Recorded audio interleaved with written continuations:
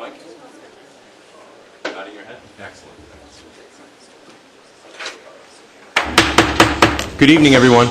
Welcome to the Bristol Town Council meeting of April 26th. If you could all rise for the Pledge of Allegiance. I pledge allegiance to the flag of the United States of America and to the republic for which it stands, one nation, under God, indivisible, with liberty and justice for all. Thank you, everyone. We have quite a full agenda this evening, so we're going to move forward. Mr. Clerk. Yes, Mr. Chairman and members of the Town Council, the first item on this evening's agenda is the adoption of the town budget as follows. Schedule A, operating $48,825,800. Schedule B, capital, which is $150,000 included in Schedule A. And Schedule C, the enterprise fund of $5,499,379. Motion to approve? Adopt. Adopt. Second. There's a motion to adopt in a second. Is there any discussion? All in favor? Aye. Any opposed? Thank you. The next item, Mr. Chairman, members of the Town Council, we have a special presentation this evening. Courtney Poissant, the Food Access Navigator for the Bristol Health Equity Zone, will be providing some information on monthly cooking demonstrations and food on the move. I believe that Mr. Burke, the Recreation Director and sort of de facto HES person, will be introducing Mr. Burke. Ms. Poissant. Director Burke. Good evening. I'd like to introduce Courtney Poissant. She is a member of the Bristol HES Equity Zone, and Courtney is our food navigator. We've really found out that there is a lot of disparity in the community regarding access to healthy food. And Courtney's going to talk a little bit about her successes and the ideal part of this connection with the Health Equity Zone is Courtney is the heart and soul of Bristol. She's got such a wonderful history. She's done so many wonderful things with her business, the Common Pub and Grill. So I'd like her to explain a little bit about her part in the Health Equity Zone. My good friend, Chef Poissant. You're making Courtney turn as red as her shirt right now. Welcome. Thank you so much. Good evening. Thank you all for having me. My name is Courtney Poissant. I am the Food Access Navigator for the Bristol Health Equity Zone. I'm just going to make this really short and sweet. I'm just going to give you a little bit of explanation of what we are doing right now throughout the town. Some of the findings that we found in our base assessment of year one was that people in the community were having a hard time finding healthy food items at their disposal. It was very hard for people to find transportation. It was hard to bring that to them. So what we did with tons of other people on these committees, not just me by any means, we tried to informally make Franklin Court a local food hub. By doing that, we paired with a Food on the Move program that what they do is they bring a truck, a nice refrigerated truck with all local fresh fruits, vegetables. They set up shop right in Franklin Court Community Center, and they sell produce and all kinds of wonderful things at a very reasonable cost, if not comparable to a Stop and Shop or a Ciabra. So what that's doing is that's bringing food into our community, and it's making it accessible for people that do not drive, or maybe some college students, so on and so forth, that also do not drive. Those have actually been going really, really well. We just expanded that a little bit. We're going to be moving that to Gutierrez School tomorrow is our first hurrah at Gutierrez, so hopefully that'll be absolutely wonderful. We've also been doing cooking demonstrations once a month. We've been doing that for a year now at Franklin Court, and it has grown tremendously. So when we first started a year ago, we ended up with about 10, 15 people that kind of straggled in, not knowing what was going to happen, having no idea what was going to go on. And we supplied them with a healthy recipe to take home and make. I also demonstrate how to make it. We try to get the crowd involved as much as we possibly can. We don't want them using knives or anything like that, but we keep them intrigued, and they all get to eat the food at the end of the time. We all try it together, and then the first 40 now recipients will go home with the recipe and all the ingredients to make it at home as well. So it is open to the public. It is, like I said, grown wonderfully. We hope to keep that going.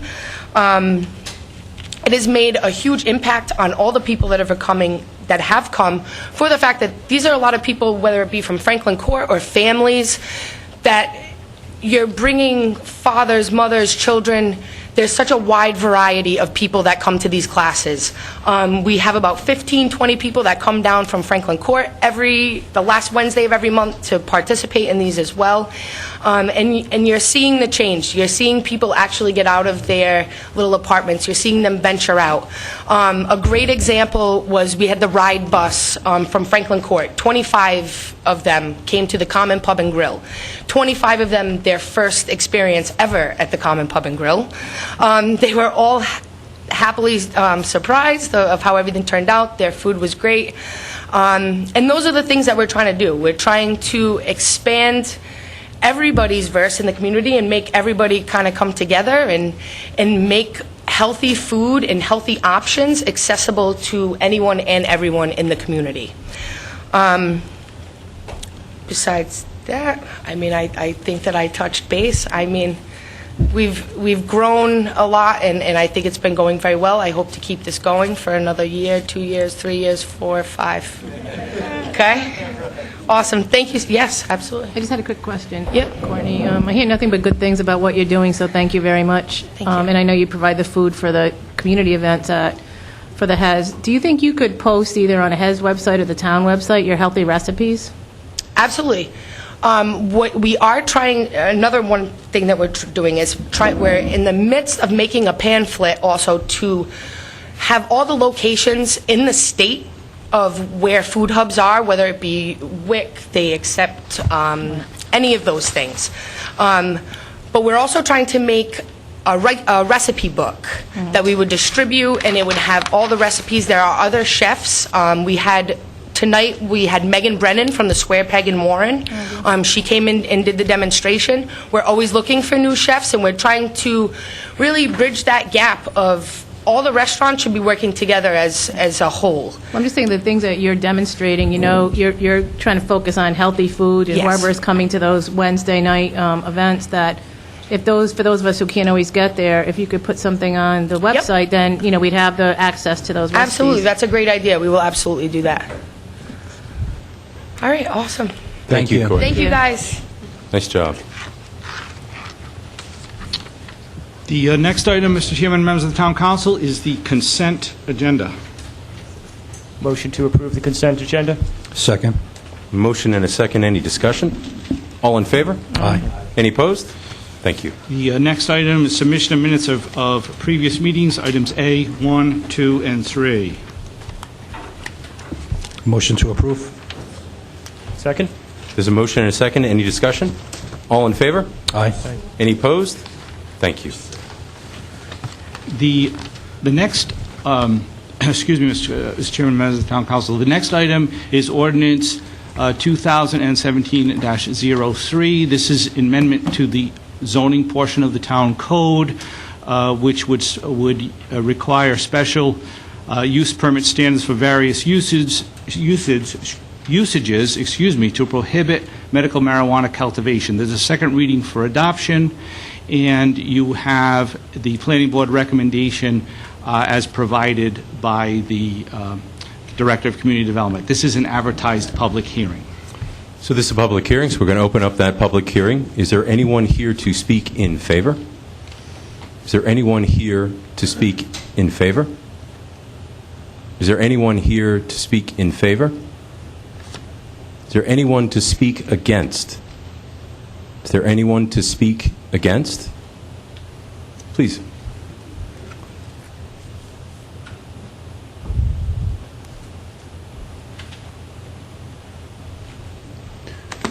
Welcome. Thank you. My name is Norman Birnbaum. I'm here from the Department of Business Regulation, and I don't know if there's a qualification for someone to speak neutrally, but I have some information to present here to the council that I hope you would take into consideration before voting for this. I do have copies of our regulations over these licenses in the program, if I may approach and just give each of you a copy.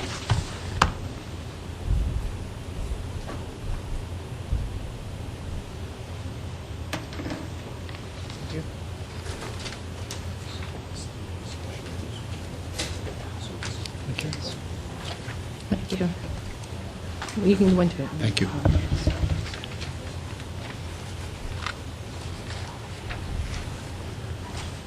So what you have before you are the Department of Business Regulations regulations over the medical marijuana program.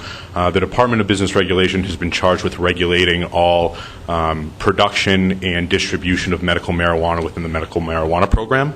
This is a brand new change that was enacted through Article 14 of last year's budget. The regulations for these licenses start on page 33. The entire regulations are about 108 pages, so I just want to give you a very brief overview of some of the things that we put in place, some of the things that I hope the council will consider. We defer to municipalities for this. If you decide to go forward and vote this through, we obviously respect that, and there will be no licenses here. I just want to let you know what we put in place so you can have all the information before you have your final decision.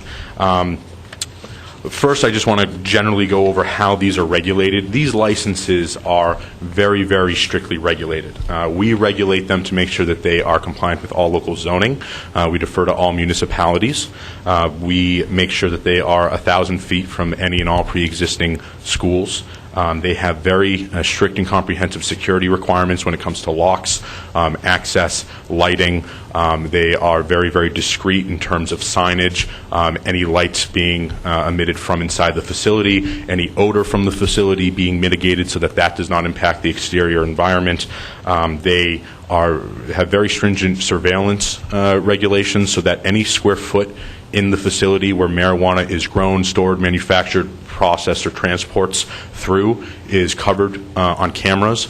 They all have to have a 4-hour battery backup in case there's a disruption in power supply. DBR has live remote access to all cameras. So in our office right now, we can log into any of our licensed facilities and see exactly what's happening in real time within them.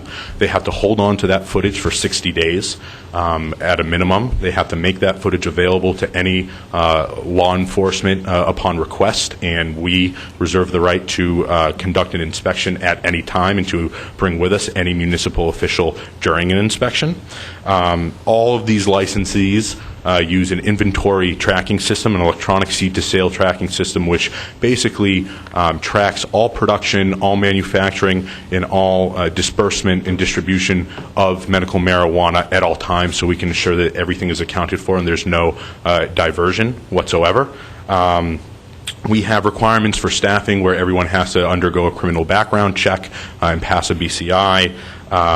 Manufacturing requirements so that any type of manufacturing that uses any type of solvent, even if it's just water, gets approved by the Department of Business Regulation. Anything that uses a flammable solvent needs to be approved by us and the State Fire Marshal, or that uses any type of heat source whatsoever. Last year, we banned the use of butane or any other type of compressed flammable gas solvent in any of these facilities and by anyone who's in the program, with the exception of the 3 compassion centers that are currently in operation, although none of them are currently doing that. And if they chose to try to, they would need our approval, and that's quite an onerous process.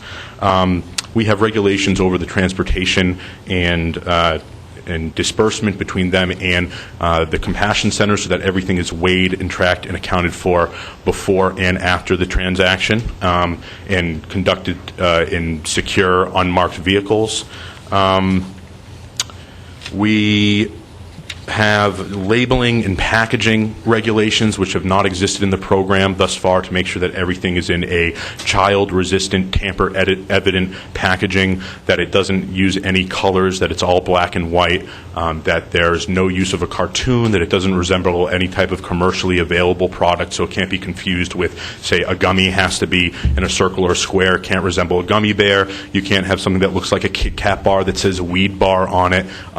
There's serving sizes and dosage restrictions that are in place as well that go hand in hand with this. We also have emergency procedures that they have to follow in the event of any type of action or unforeseen event where they notify local law enforcement, fire, police, and DBR immediately, including the state police. And then in terms of record keeping, we make sure that when it comes to training employees, making sure they're compliant with OSHA standards, and that they have all the training manuals and processes documented and on hand. This is usually a more comprehensive briefing, but I'll spare you the details. I did meet with several town officials a couple months ago, including the police chief, the town administrator, the fire chief, and a few other town officials to walk them through our regulations and let them know about changes. I thought it was a very productive meeting. We have a tremendous level of oversight and regulation over these facilities so that it's done safely, so it's done discreetly, and it's done in a way that the state can be confident and host municipalities can be confident that it's responsible, that things are being done correctly. The reason why we've decided to go forth with these licenses is the existing compassion centers cannot provide enough medical marijuana for the existing market. One of the other changes from Article 14 says that anyone who grows in their home has to grow using a tag that the state also registers and tracks. This is brand new within the last 3 months. I have orders for 42,000 tags for homegrown plants. If I look at the 3 compassion centers and our existing licensed cultivators, they are only using 5,000 plants. The overwhelming majority of the supply of medical marijuana is coming from home grows that don't have these same regulations. We have new regulations, we have new tools to ensure compliance is being done safely, but the best way for patients to get medicine is through a regulated, tested, and safe outlet like one of these licensed facilities which supplies to a compassion center. So in trying to make sure that people have a variety of products to treat their medical condition, to make sure that they know what they're taking and what they're ingesting, we are really encouraging people to consider licensing these facilities because we do not want the majority of medicine to be produced in homes where it's harder to regulate, it's harder to track, and the product is not nearly as safe. I'm happy to answer any questions that anyone has about this. I would be happy to facilitate a tour of one of our existing licensed facilities if that would interest the council. We've done that for other municipalities as well, so you can see firsthand exactly what it is and what these look like once they're up and operating. So I know you have a lengthy agenda here. I'll wrap it up at that, but if anyone has any questions, I'm happy to answer them. Any questions? No, I would just say it's very impressive what you have said, that what you've explained to us in terms of really setting forth rules and regulations at the state level. I'm happy to hear that. I mean, it's excellent to see how that will unfold as we go forward. Is this a lot of study being done on the state level right now? Are you involved with? Sorry? Are you involved on the state level? Yes, so my position, I'm with the Department of Business Regulation. Study with, sorry? I guess I'm having my trouble. microphone is working. But long and the short of it, I just wanted to know on the state level in regards to the studies of marijuana and the legalization of it, where is that going now? And We consider that a completely separate and distinct issue. Our medical program has had no checks and balances in it whatsoever for the last 10 years. We didn't know who was growing. We didn't know how many plants they were growing. We didn't know if they were abiding by rules and regulations. This is an effort for us to have better controls over the licensed providers and distributors, and to also say for people that grow in their homes now through this tagging program, you need to register. There are now new tools for compliance so that law enforcement or fire or building inspectors can easily determine in the field when someone is compliant or when they're not, when it's not a legal grow, and giving more tools there. When it comes to legalization, That's a completely separate matter. Rhode Island has one of the highest per capita uses of marijuana in the country right now, and we have a huge amount being produced on the black market, and this is one of the steps that we're taking to make sure that we have 17,000 patients in this state. 1 out of 46 individuals who's an adult carries a card in this state right now. So the demand is there. People are using it, and they're using it to treat medical conditions, and we just want to make sure that we are putting in place a regulated framework for people to be able to lawfully possess and treat their medical conditions without relying on either the black market, the gray market, or having to grow it themselves in what could be a potentially dangerous situation. Could you comment on, from the point of view of the Department of Business Regulation, the amount of jobs that are created per square foot for these cultivation centers? So per square foot is difficult to say. I can tell you that we have, in an effort not to bombard the state with too much medical marijuana, we have limited the class of licenses that we will give out. There are different tiers based off of square footage, and we have said that we are only going to license in this first year the 3 smaller classes and not the 2 larger ones. We wanted to allow more people to enter the market, to have more variety and competition, but also to make sure that we weren't moving too quickly too soon. Within those smaller tiers, it really depends if people are using machines to do their trimming. Are they bringing in employees to do hand trimming? You can get in either a 2,500 square foot facility, a 5,000, or a 10,000 square foot facility, which are the 3 licenses that we're issuing right now, anywhere from 4 employees to 24 employees, depending on the size and the method that they use. And the types of skills needed for these jobs are what?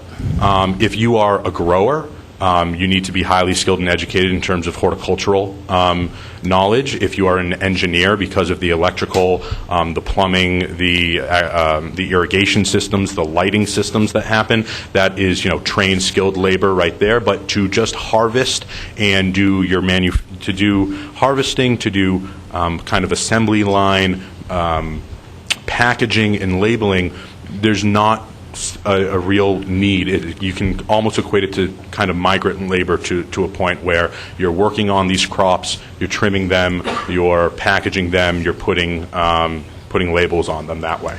So has the Department of Business Regulation considered the potential negative impact that these cultivation centers could have on occupying otherwise valuable commercial space that could be used for highly skilled, advanced manufacturing type jobs? Instead, the facilities could be used for cultivation and maybe lesser skilled jobs not highly desirable by our either communities or states' residents?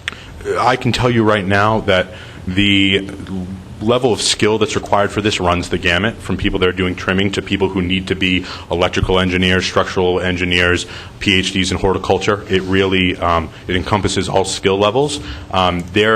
In some municipalities, they are embracing these licenses because they have dormant and vacant commercial warehouses or plots that no one else wants or no one else is occupying, and they're seeing a lot of competition right now for people to get in there. If you go to some municipalities that have said, yes, we're going to allow this license, we're going to embrace it, you have bidding wars, so to speak, for this to a certain extent, and they're valuing the real estate taxes that come from that and the payroll taxes that will come from that as well.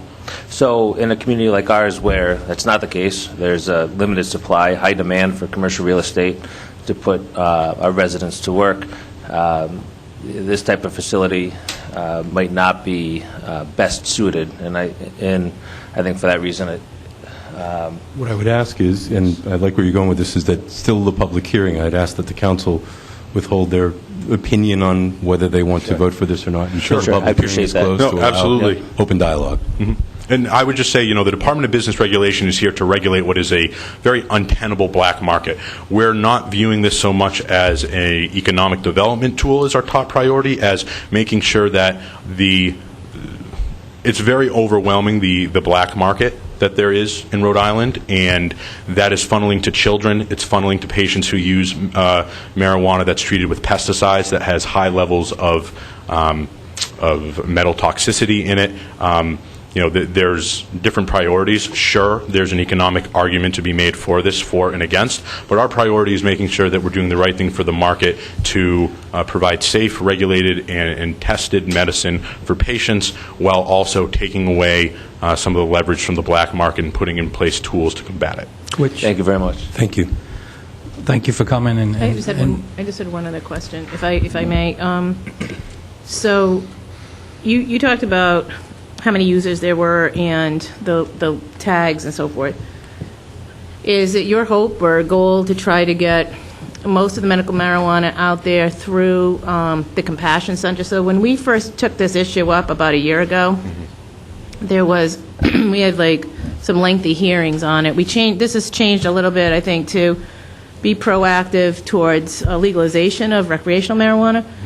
But when we looked at the medical marijuana issue about a year or so ago, one of the things that we heard from people who were users of it was that the Compassion Centers had gotten way too expensive, and that most people in need of medical marijuana were not able to afford to go there. And so the whole grow, where they were going to grow, how they were going to get access to it, was a big issue. What was talked about with us. Is your hope that mostly all of it could get regulated and go through the Compassion Centers that would then lower the prices so that people would go through those organizations? It's a combination of things that you're touching on right now. We want as much medicine to be available and accessible to patients as possible, which comes from a regulated means, so that it's tested and properly packaged, and that if you come in contact with it, you're not a patient, you're a child, you know what's in it, or you can't get into it. In terms of market manipulation or architecture, one of the changes from last year was saying you no longer have to register with one of the 3 Compassion Centers. You can shop at all 3 of them. And in doing that, they all saw increased access, increased volume, and they were able to lower their prices. One of the hopes here is that by creating more competition around regulated wholesale growing and commercial growing, is that will continue to keep competition in the market, keep prices low, and then also create a diversity of products so that patients aren't forced to purchase from a limited menu that might be more expensive. So the more products there are, the more steady the supply we have, the more confident we are that medicine will be not just safe, but also more accessible. Well, like I was saying, thank you for coming, and you laid out the safety measures attached with the licensing process. This is still an ongoing big topic at the state level, and I would imagine this is going to change ongoing with the licensing. I just firmly believe when you just stated that, as far as the business revenue aspect of it, it's not so much about that. My opinion is it will be in the state of Rhode Island, and the regulations will be attached at those hearings accordingly with that as part of a conversation. But thank you for just coming tonight to let us know if someone was to vote against this and wanted a cultivation center in their municipality, of the safe measures you put with the licensing that's attached with it now. Thank you. Thank you. Is there anyone else to speak against? Is there anyone else to speak against? Is there anyone else to speak against? Motion to close the public hearing. Second. There's a motion and a second to close the public hearing. All in favor? Aye. Any opposed? Thank you. So what's the pleasure of this council? Well, I would move that we adopt this reading with everything in place according to the recommendation of all the departments. Second. There's a motion and a second. Is there any discussion? Mr. Chairman. I just had one question. bet. Yeah, go ahead. No, please, go ahead. And Just wanted to ask the solicitor, just to be just to clarify, this still protects the medical marijuana in the house, as far as the people growing at home. This is just regulating the Correct. cultivation center in regards to our industrial area. Just to be The only clear, thing this that- isn't a shutdown of a... Correct. The only thing that this amendment would do is prohibit medical marijuana cultivation centers in the town of Bristol, meaning that the State Department of Business Regulation could not issue any licenses for those facilities. This does not affect home grows. Home grown, so everything stays in place. Thank Mr. you. Administrator. I just want to make that point that Amy just said. It won't do anything with the home grows, which the law enforcement encounters. And I think there is some good intention with business regulation. Going back to my previous career, I remember we had a few home invasions with involving the sale of narcotics. So this effort is, in a way, and I'm not advocating for the use of any drugs or marijuana at all, but I think, in a way, there is some merit to it. And allowing a special use permit to make sure that these centers are in a specific area, and it's really studied in the neighborhoods, and we get good recommendations from the department heads, whether it's a good fit or not. I think it's just, I just wanted to get that out there. That, and again, the motion was made to approve with the recommendations of the departments. It was the planning board. It wasn't the department heads, just to make that clear. So if you had any questions, we do have a number of department heads here, and I'm sure they could do it on the spot if they needed to. So just to be clear, you're saying this should be held for further study, or we should? I think it should be. I think we'd be. I don't know if it's the desired outcome to prevent regulated, and they are. You listen to a little bit of the testimony from business regulation, but they are monitored with cameras. BCI checks are done. The drugs are out there anyway. The grows are out there. The data is out there that there are, and we've seen it. There's grows all over the town. Not all over. I'm not saying it's epidemic, but they are out there. This is a way to try to eliminate that. But it's a. I could tell you for myself, I do believe that I was obviously the proponent of the initial ordinance and then this subsequent adjustment to it. And for myself, there's a lot of things that I think Bristol should be first in. On this one, I would like to see it proven someplace else, show that these regulations actually are functioning well and that protect our residents. And then once there's a good track record of success, certainly this council's never been a closed-door policy. If there's new opportunities, and we should look at them at that point in time. I don't want to be the first in on this one, or the semi-first in one. If someone else is able to show success, and then success again, and then success again, certainly I think I can speak for all of us that we're always open to an opportunity or a change in thought process if there's new information out there. You kind of stole what I was going to say, but also the impact. This council has changed ordinances before, so to say that once we see the impact, we know the impact of drugs, and they do exist, but that doesn't mean just because you know they exist, you promote it. I'm not saying that's the word you used either, but I think right now this is, again, a proactive measure on the town of Bristol and its residents and community, and we appreciate the state coming down to say if you did go down this road, these are the measures that exist right now. This is an ongoing issue, and a lot of discussions have to be solidified, and I think us sitting back, at least protecting our community, we can always make changes going forward. Is there any other discussion? Yeah, just my only feeling is that I feel like we're putting the cart before the horse here. What I'm hearing more and more is that I know this is on the state level. I know they're doing a lot of studies on this. I guess for me to get a little bit more comfortable to vote for it, Diane, on the planning board area, what were the main reasons? What was the study in regards to this that brought it all about? What I heard was, and what I've read is, it's more just the area in the industrial park. Just there isn't it's not economically feasible. Is that correct? Well, I think the discussion that the planning board had was basically in line with what Councilman Tiska said. They didn't see this as a big value for the town in terms of using good manufacturing land for it. Okay. There was also some discussion about, is it really the best fit for economic development in terms of employees and taxes and revenue to the town? And I think very much in line with what Councilman Tiska had said was the topic of the planning board discussion. Yeah.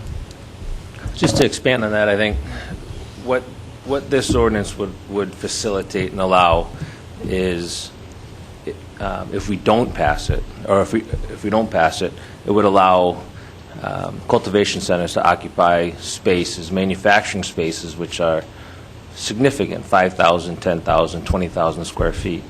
There's no doubt that the cultivation centers based on the demand expressed by the Department of Business Regulation, can pay a premium, a lot of money for these spaces. As a result, small businesses, new businesses, manufacturing businesses, which are struggling, which employ our neighbors, our family members, will be squeezed out because of the increased rents, and these businesses will be less viable. So I think for our community, for our town, it's important that we preserve the use of our manufacturing and light industrial spaces for the types of businesses that our state's investing in. You know, the state of Rhode Island is investing significant workforce dollars in training people for jobs other than those types of jobs which are created by marijuana cultivation centers. So I think to be in alignment with the state's workforce development initiatives, we need to preserve the preserve the space for the jobs that the state's supporting as well. So.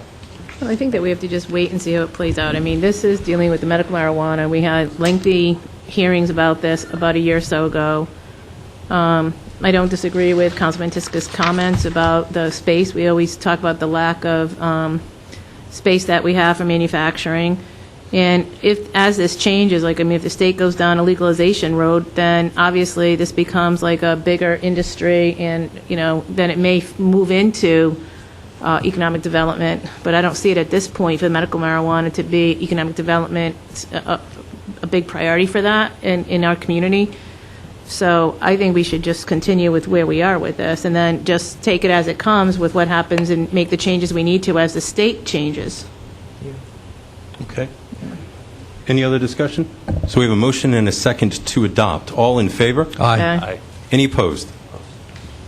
One opposed. Thank you. Okay, the next item, Mr. Chairman, members of the Town Council, is a second advertised public hearing.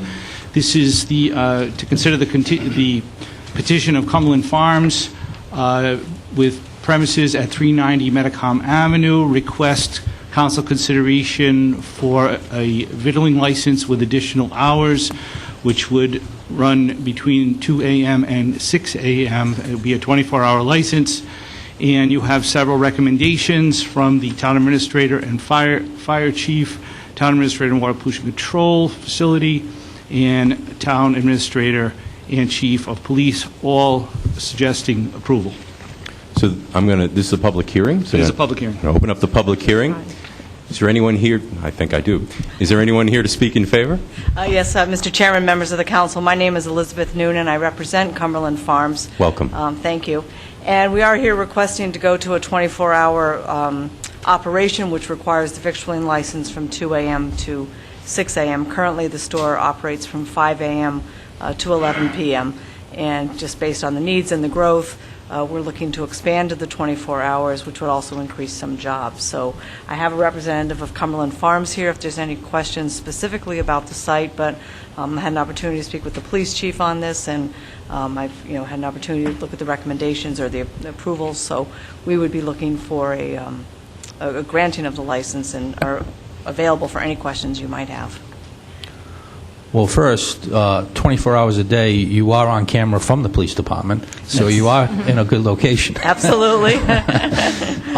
And other Cumberland Farms have been open 24 hours in other municipalities, and Yes. this is the business plan, and with the location here in Bristol, you see Yeah, that it fit the depends on need. the location and where they are, but certainly I've been involved with a number of them that are 24 hours and have not seen any, adverse consequences of those or things like that. It's really helpful, especially earlier morning, the 4 a.m., there are people that are out on the road at that time, and I understand that there might be a shortage of a gas station in the next couple of months if someone's doing a rehab of another station, I heard. So, but yeah, it's fairly common in the industry to have the 24-hour without any problems in this type of area. Thank you. Thank you. Does anyone have any questions? No? Thank you. Thank you. Is there anyone to speak in favor? Anyone additional? Anyone to speak in favor? Anyone to speak in favor? Anyone to speak against? Anyone to speak against? Anyone to speak against? Motion to close the public hearing. Second. There's a motion and a second to close the public hearing. All in favor? Aye. Any opposed? Thank you. Thank you very much. Thank you. What's this council's pleasure? Motion to approve the additional operational hours for Cumberland Farms from 2 a.m. and 6 a.m., 24 hours. Second. There's a motion and a second. Is there any discussion? All in favor? Aye. Any opposed? Thank you. Thank you. Good luck. Thank you so much. Okay, the next item, Mr. Chairman and members of the Town Council, is ordinance 2017-01. This is a amendment to the Town Code to prohibit tobacco use on town and school district properties. This is the second reading for adoption. What's this council's pleasure? Motion to adopt. Second. There's a motion and a second to adopt. Is there any discussion? All in favor? Aye. Any opposed? Thank you. The next item, Mr. Chairman, is a proposed ordinance 2017-04. This is to amend the section on boats, docks, and waterways to add, or rather redefine, the definitions of resident, non-resident, and commercial. Just for the council's information, the charter requires, or rather specifies, that if the council is in receipt of a petition for a public hearing from 20 or more registered voters, then any ordinance that is up for consideration has to go to an advertised public hearing. The late item 3B is that very petition. So in my experience, what would be necessary to do at this point would be to continue the matter to a date certain when we would have opportunity to advertise for the public hearing on that ordinance. Would our next meeting allow us to do that? I believe so, yes. Okay. Motion to continue the item to the May 17th Town Council meeting. Second. There's a motion and a second. Is there any discussion? Yeah, just one comment. Again and again, we say this about late items and the procedures of when you want to come forward for our docket and agenda. I just want to specify that. So, is there any other discussion? All in favor? Aye. Any opposed? Thank you.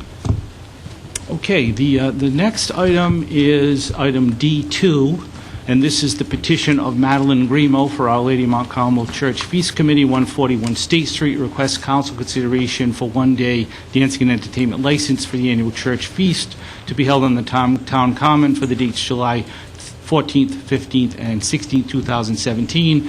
You have recommendations provided by the town administrator and fire chief, and also the chief of police to approve with certain conditions. I move that we approve the request. Second. As long as they abide by all the rules and regulations set forth. Second. There's a motion and a second. Is there any discussion? All in favor? Aye. Any opposed? Thank you. Good luck, as always.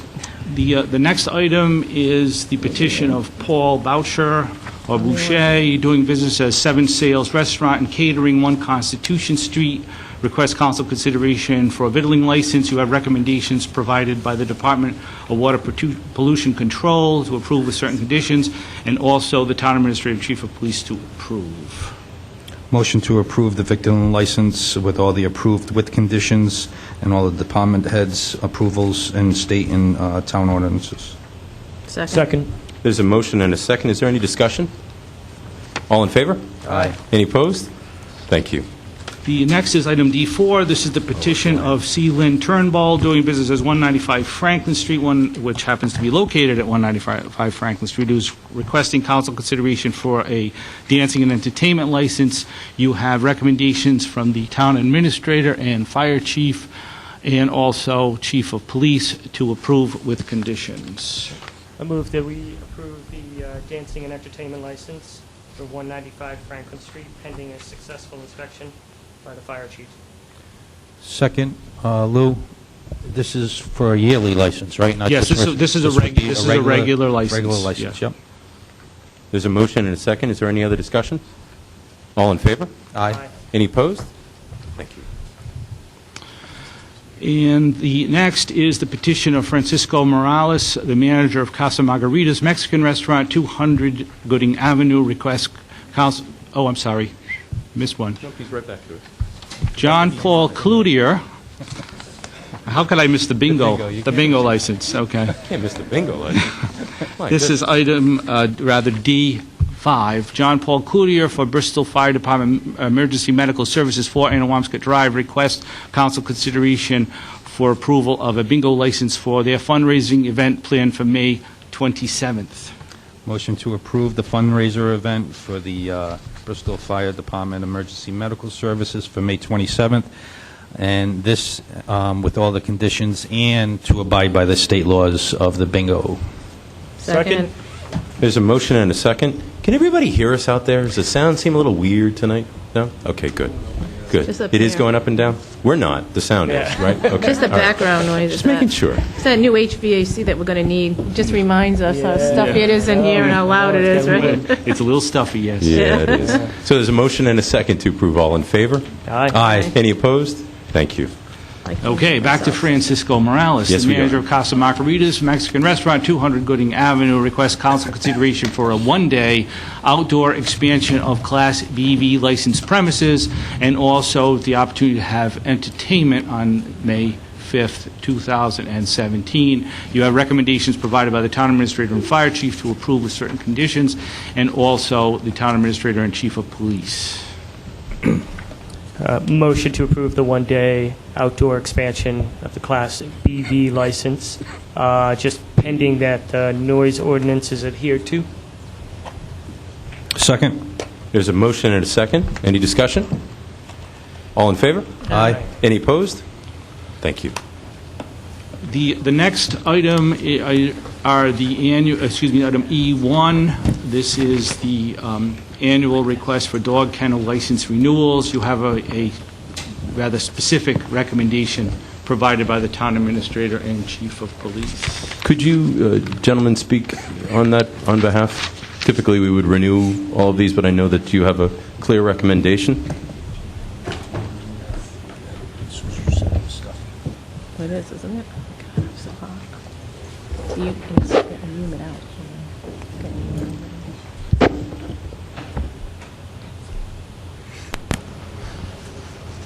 Mr. Chairman, as you're aware of, I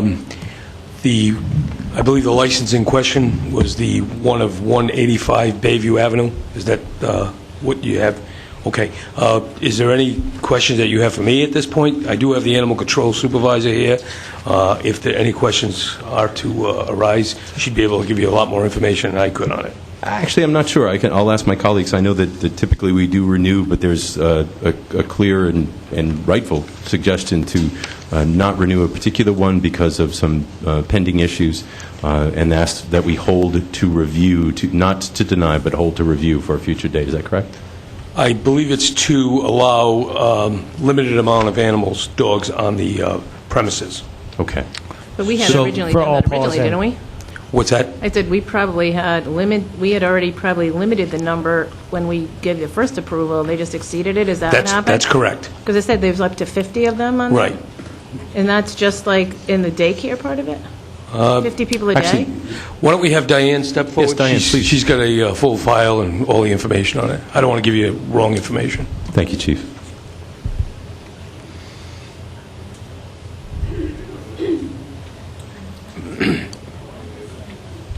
Good evening. Good evening. Good evening. Welcome. I really wish I did not have to be here tonight, because I will say first and foremost, I think the world of Donna Oliver. I think she is an amazing person, but she had gotten herself into a bit of a pickle. Currently, her license is under review with the state of Rhode Island, and they have adjudication proceedings against her. She is not in compliance with DEM regulations to operate her facility and needed upgrades that have not been confirmed yet by her lawyer as to whether or not she is in compliance. We did have an issue on her property when she had puppies brought in from out of state through an illegal transport that had parvovirus. and those dogs were on her property. She had inside her kennel, these are not daycare boarders, but she was doing rescue from outside agencies that, once again, is not licensed with the state of Rhode Island, and taking ownership, boarding, caring for these rescue dogs that she took in. And some of those dogs were in there for in excess of a year or more that she was keeping for these unlicensed outside agencies. And it got her to the point where, when we were there, she had upwards, including her dogs, of almost 50 dogs on her property. I do have pictures with me as to what the inside of her kennel looked like, and as to why the state of Rhode Island found her to be in violation. I don't think, for myself, that's not necessary. I think you just gave us a very clear view of what the concerns are and why we would want to hold this license for review. So I'd like to make a motion that we renew the licenses except for all PARs. And is there a second? I'll second the motion. There's a motion and a second. Yes. Yeah. Yes. Thank you. I do want to point out one thing, that the women stepping forward that are stepping forward in defense of Donna are wonderful women. My concern would be that they are here to defend someone while never once seeing the inside of the building that we have concerns with. But Diane, Yes. wouldn't it be fair to say, just in right now, I mean, it would be remiss of us to go forward with that just because they're under investigation with the state anyway, correct? They are. So, I mean, I don't really see, we're not denying that in the future. It's just that there needs to be a remediation plan. Am I right? Is that what you would all be working on once there is an adjudication of the situation at the state? I did speak with Dr. Marshall today to find out where this case stands. He said that it is still under administrative adjudication, and that can take an extended period of time. He couldn't give me a date as to when he foresees this being resolved. I'm kind of torn between, do you give someone a license that is not in compliance with DEM regulations to operate? Do you stop her from providing a livelihood? When I went to a meeting between the state's lawyer, I represented the town of Bristol, and Ms. Olivo's lawyer, the state of Rhode Island, myself, and Mr. Arcillo agreed upon terms by which she would operate her license. I believe I made a copy that was forwarded to you. It's in the packet. And just so the council's aware, even if you were to renew that license tonight, she wouldn't be able to operate due to the ongoing state proceedings. That's what I'm saying, But right. So regardless. I think it would be So prudent really to hold it for review. Right. Okay. So the original motion is Correct. perfect. Right.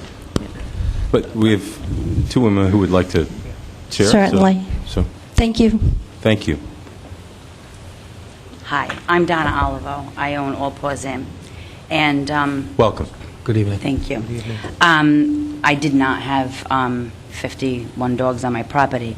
I have a paper here from the vet. Diane Gabri had contacted Warren Animal Hospital and just asked what animals were under my name on my account. And yes, there were 51 animals under my name. There are numerous reasons, and I can, would you like to read it? Absolutely.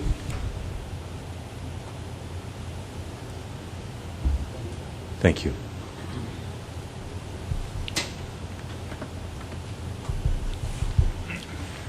And there were, they wanted the floor painted and they wanted the lighting better, and I did take care of that. You've been there and you've seen it, and it's all in compliance. Everything that, when your license comes out for the state in June, they don't give you the updated amendments in the rules and regulations. So, yes, there were some things that they had changed that I was unaware of. They said they would come back in 2 weeks, and in 2 weeks I had done it. The lighting, there was 2 lights that had that were old, and they needed to be changed, and I did, and the floor needed to be painted, and that was basically it. The other thing were I had 2 old doxies that needed to frequently go out, so I did have them up elevated, and that's against the rules now, so I didn't do that anymore. And as far as me having dogs from unlicensed rescues, that's totally untrue. They were all licensed in Rhode Island. Anybody I fostered for or boarded for were licensed, either shelters, like Warren Animal Hospital, which is a shelter, or licensed rescues in Rhode Island. I did not act, All Paws In did not act as a rescue, and I did not pull in parvo puppies. What kind of puppies did you say? Puppies that had a contagious disease, parvo. Is that, no. I did not do that. Karen Lynch had rescued a couple of puppies from down, I believe it was Alabama. She had a Halloween party to go to and asked me if I would pick them up for her. I did. And when I picked them up, I realized that they weren't looking that great. She lives in a Platte, and I had called the state vet and asked where I could have them, if it was okay. I explained where it was, and he said yes.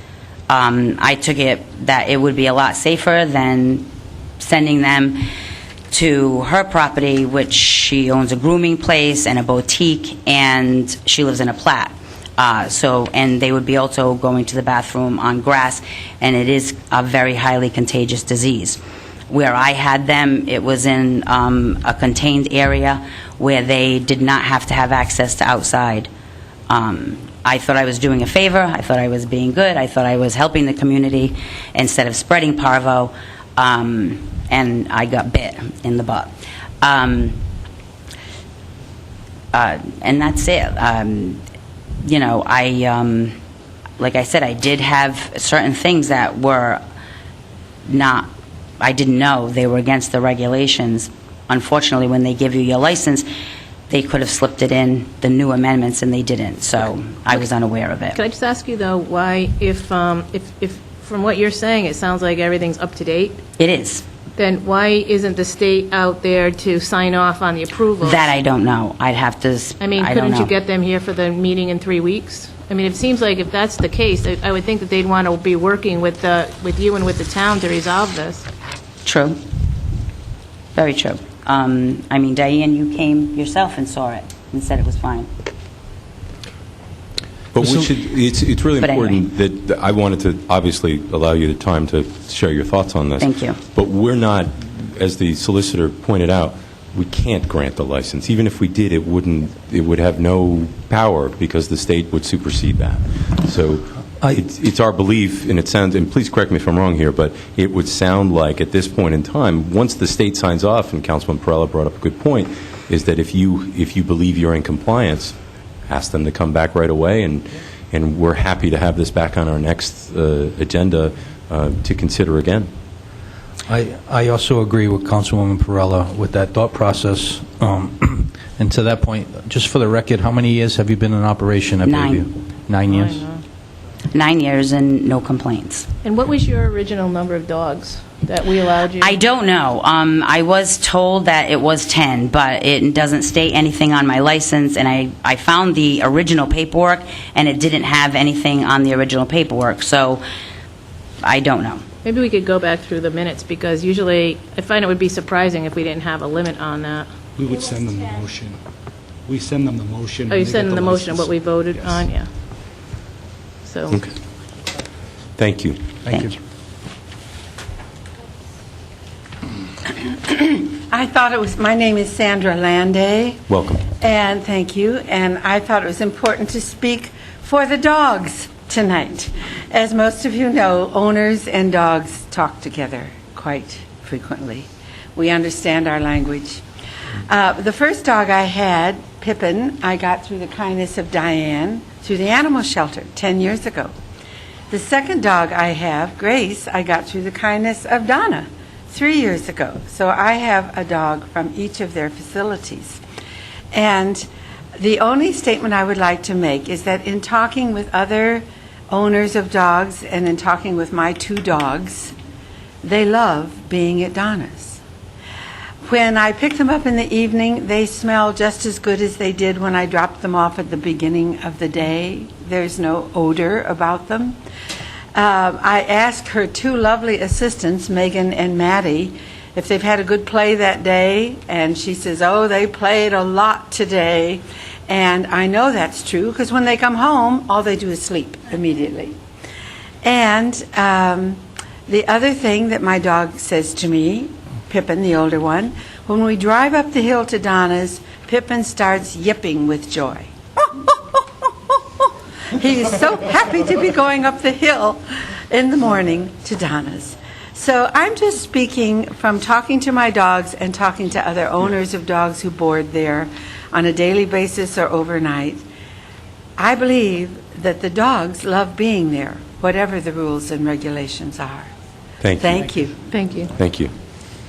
I don't think anyone's going to beat that commentary this evening. Very nice, very nice.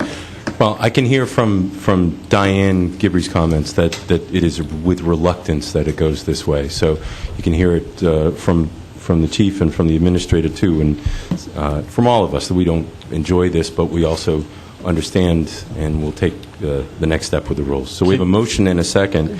I just want to clarify the motion. It was not to hold this. It was to only grant the licenses for all of the applicants except for All Paws Inn. So it's to deny the license for All Paws Inn and not to hold it.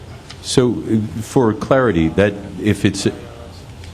Okay, so you want to deny as opposed to hold for review? Well, I think my word was to only grant licenses for All Paws Inn. I did not make a motion to hold for further considerations. So only grant the licenses.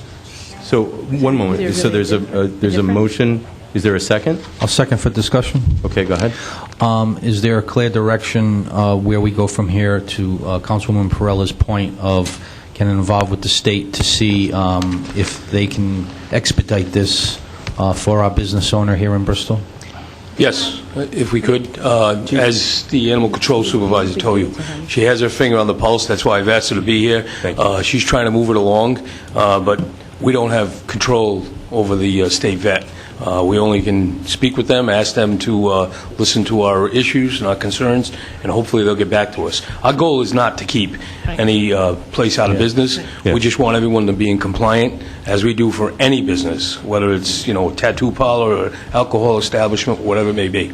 So could I make a suggestion, and I don't know how my colleagues feel about this, but in the past we have, so our next meeting is like 3 weeks or so, but in the past we have granted approval pending the clarification and the sign-off of the state. In other words, like if you were able to get them to come down here tomorrow and say that this is all squared away to your satisfaction, that they could come in and get their license renewal so that it's not a 3-week inconvenience of the not only the business owner but of the people that rely on them for their doggy daycare.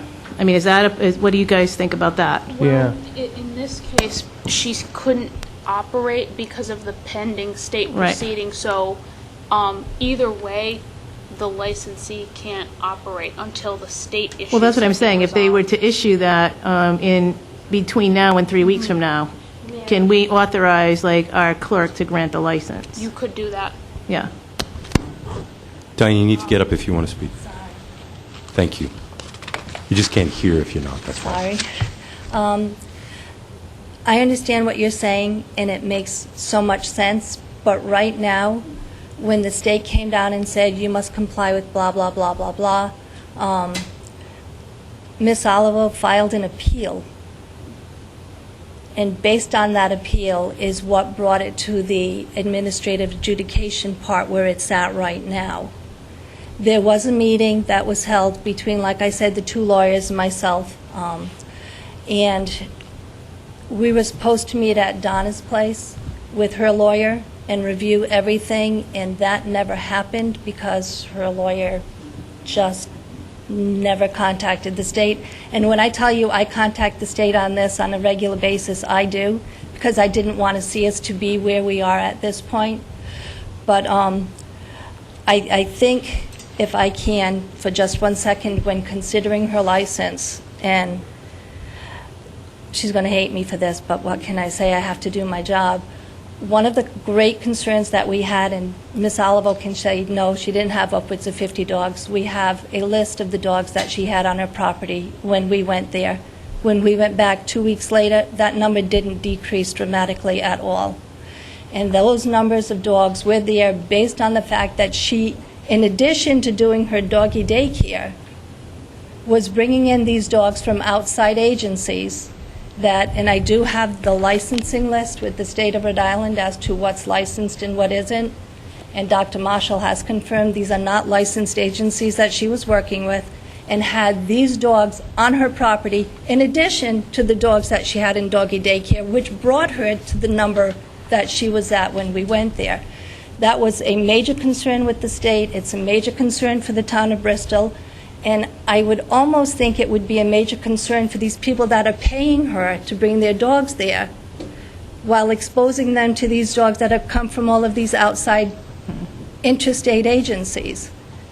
And that's one of the contentions that I think is at battle here between Ms. Olivo and the state, is that the state does not want her to be used as a foster. So thank you for the clarity with the judicial process, because now that that appeal that has to take place unless she withdraws her legal side of it, I would imagine, because now it falls in the hand of that judicial process. Yes, it which does. we know can not be in 3 weeks. It could be 3 years.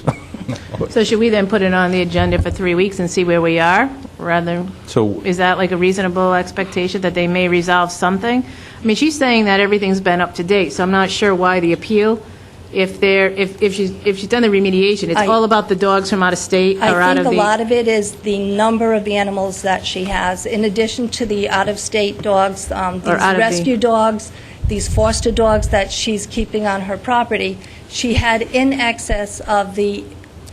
My brain's telling me 10, but if I'm wrong, it is no more than 12 dogs that she can have on that property. Even her boarding numbers were higher than what she was licensed to have there. So even if they're not from out of state, they're still from other organizations that she's doing fostering. But let me make a couple of what's in front of us right now is not that. It's about if we can renew. The motion is at the moment is to renew all except this one.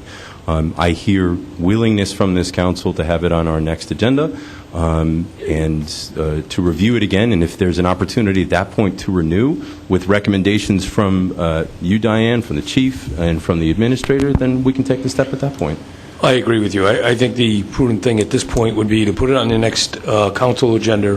Hopefully we'll have some answers to the questions that have been asked today, and hopefully it'll be able to put the woman in line as far as what she needs to do, talking both with the state and with the local animal control officer. As I said, we're not looking to keep her out of business. We'd like her to be back in business, but she needs to comply with all rules and regulations as every other animal facility in the community. That's all I'm asking from her.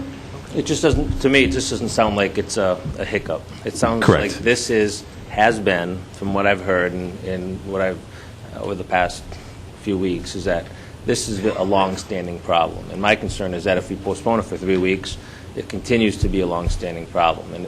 So I don't hear that happening right now. I hear your motion was to approve all except. Yep. And then in 3 weeks, if there's an opportunity to review this and approve this, then we can look at it at that point in time.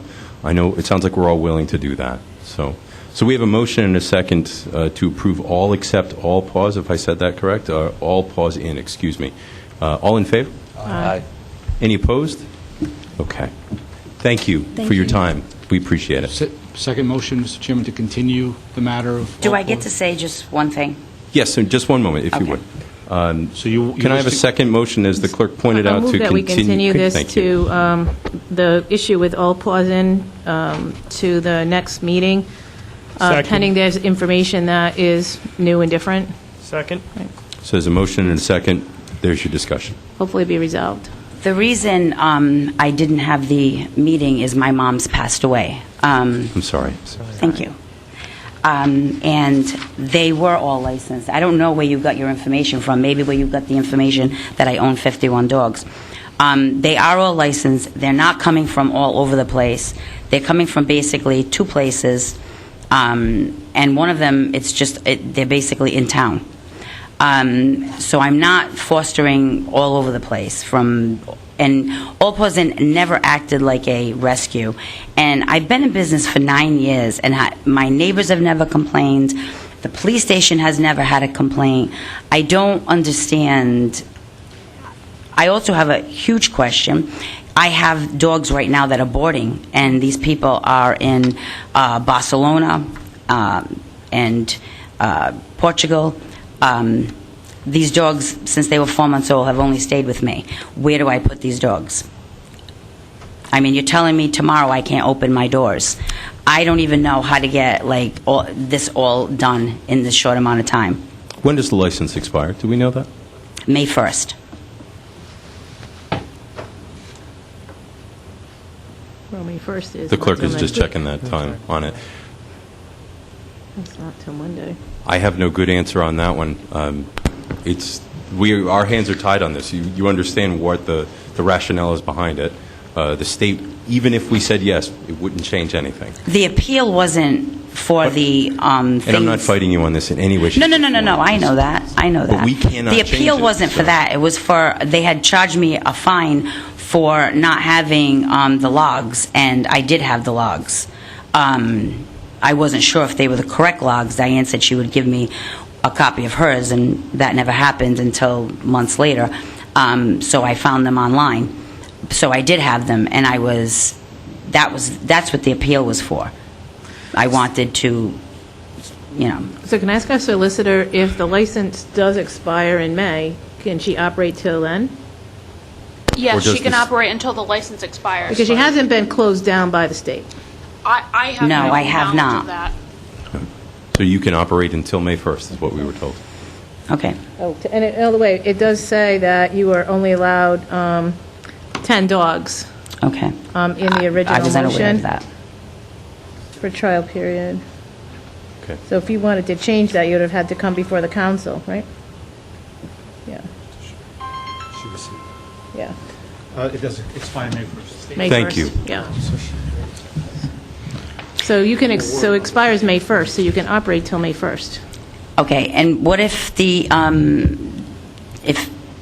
Dr. Marshall, the state, clears all this up before May 1st? Do I still have to wait for the meeting? Well, that's what I was trying to get a handle on from my colleagues and from the chief and sometimes when we've had a situation never like in this case with animals, but we've had it with liquor licenses or people have an issue that's pending, then we have empowered the department chair, the department involved, and our clerk to, as long as everything's approved, to grant the license before we're back into session, so to speak, before the next 3 weeks. I mean, that's an option, but it just seemed like that didn't seem to be realistic, that no one seemed to think From that. the information we're receiving, it doesn't appear that this is going to happen overnight. That's my concern right out of the box with the number of animals, all these other pending issues, and I understand there's two sides being brought before you.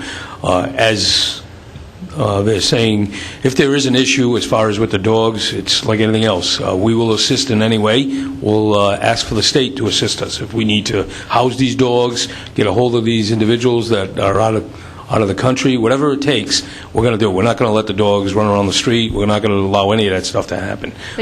We need Thank you. two-day notice, right, Lou, for a public meeting? I mean, 40 there is 48 hours, right? So there is the opportunity that if you're able to resolve it, that we could, the chairman could notify the chairman, and if we could get 3 of us together at some point, we could, go over and make that, have a special meeting to rectify this situation. If you think it's going to happen, I mean, we're sort of in a situation where the people in our department don't seem to think you're going to resolve it in the next 3 weeks or in the next couple of days. Well, there's nothing to resolve. The foster dogs have all found homes, and I haven't taken any new ones in. I think what's a straightforward answer on that one is that once the state signs off on it, then come to the town tell us that, and obviously you'll be working with them directly, so we'll know probably as soon as you do. If there's an opportunity to meet prior to that point, then I can check with my colleagues and see if there's availability. If there is, we'd certainly take that next Right. step. Thank I mean, if they say we'll have something for you by next Thursday, I mean, if you let us know right away, then, through our clerk, then maybe we can convene something for Friday. for Thank you. You know, like, even if it was first thing in the morning, something Right. like that. Thank you. I appreciate it. Thank you. Thank you. So there's a motion and a second to continue to the next meeting. All in favor? Aye. Any opposed? Thank you.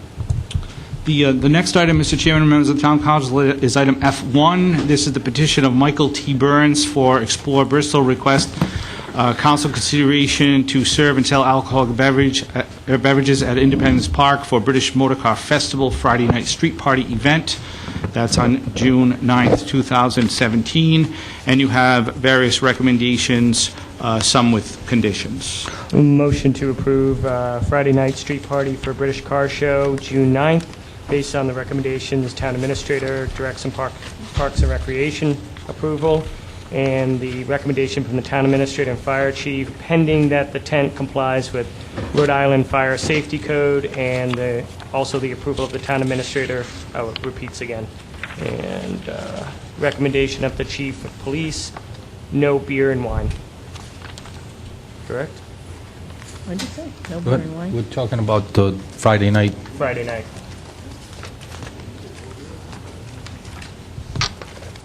I'm sorry, we're on F1 right now. Yeah, we're just F1. doing Sorry. the 9th, right? The It's the 9th. 9th, Friday night street Not the- party event. not the 10th. approval, June 9th. There's two separate Sorry, requests. did I say June 10th? What's the second, what is the second request? So F1 Now I gotta look. is for Explore Bristol, request for permission to serve and sell alcoholic beverages at Independence Park for British Motor Car Festival Friday night street party event, June 9th, 2017. Yeah. And the recommendations from the administrator, the fire chief, the town administrator, well, yeah, you're right, it does repeat a couple times, the chief of police, all to approve with conditions. Sorry about that. No, it's okay. Yeah. Is there a second? Second. So, Mike, this is the part of the show that you want to do a little advertisement? Come to the show. It'll be great. We'll have some beautiful cars there. We again will run the cars through the downtown area on Friday evening. They'll leave Colt State Park, go down Hope Street 114 to Constitution, turn right on Constitution, and right again on Thames Street to Independence Park. So those of you who live in the parade route, at least part of it, can get to see the cars as they go down to Independence Park. Excellent. So we have a motion and a second to approve. Is there any other discussion? Just that we want the continued success. It's a great event, and we thank you for your efforts along with all your volunteers. Come on out and support it. Come and see the cars. They're great. All in favor? Aye. Any opposed? Thank you. Thank you. The next item is item F2, also from Mr. Burns. Don't leave yet, Mike. Also for Explore Bristol, request permission to serve, sell alcoholic beverages at the Town Beach Sports Complex for British Motor Car Festival, June 10th, 2017. Various recommendations provided. I would suggest that if the council agrees with the recommendation, just say per the recommendations. You efficient son of a gun, you. Well, I want to make sure you're not changing anything that's in them, okay? Because you set all the conditions you want, okay?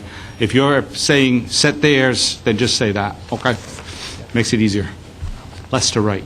So is this at the beach itself? Is there a motion to approve? Motion to approve per the Second. conditions. Discussion. Is this at the beach? Yeah. Yes, it is. You didn't do this last year, did you? Yeah. Yes, well, we did last year. We had it all set up, and we had a police detail assigned. And then at 12:30, we got a severe weather warning on Saturday and had to evacuate the whole field. So we wanted to do it Saturday, but we never executed. Okay. So we have a motion and a second to approve. All in favor? Aye. Any opposed? I'm opposed to that, I'm sorry. It took all I had to vote for the Thames Street one, but I just don't really like it at the beach, so. Okay, so we have 4-1. I'm making progress anyway. I think last year I voted no on all of them. Thank you. Good luck, Mike. Good luck. Excellent. Okay, thank you. Okay. The next item is your appointment section. This is the planning board. There are 2 seats that have terms that have expired. You have 2 people currently serving who are seeking reappointment. That would be Jerome A. Squatrito of 56 Wally Street and also Charles E. Millard of 620 Hope Street, both seeking reappointment. And then you have the interest for appointment expressed by John V. Mancuso of 78 Mulberry Road. Motion to reappoint Jerome Squatrito and Charles Millard, and also set up an interview with Mr. Mancuso, just because I believe we have another interview scheduled with the Capital Projects Commission, and maybe have a discussion since he's seeking interest for one of the boards. Should we determine his interest first? So second, yeah. So anyway, I'm seconding that. Okay. Determining his interest, yes. Yeah, we'll determine his interest in something else. Is that... Well, just have him interviewed I just feel anyway, since we're he's doing it. applying for a board. We commend people. Oh, absolutely. But obviously, if his only interest is in planning board, then we don't want to waste his time either, because there won't be a place for a while, right? But Well, we don't know, so I would just interview him if we're going to have an interview anyway. We're setting up interviews. Was there a second? Yes, I seconded it. There was a motion and a second. Is there any other discussion? All in favor? Aye. Any opposed? Thank you.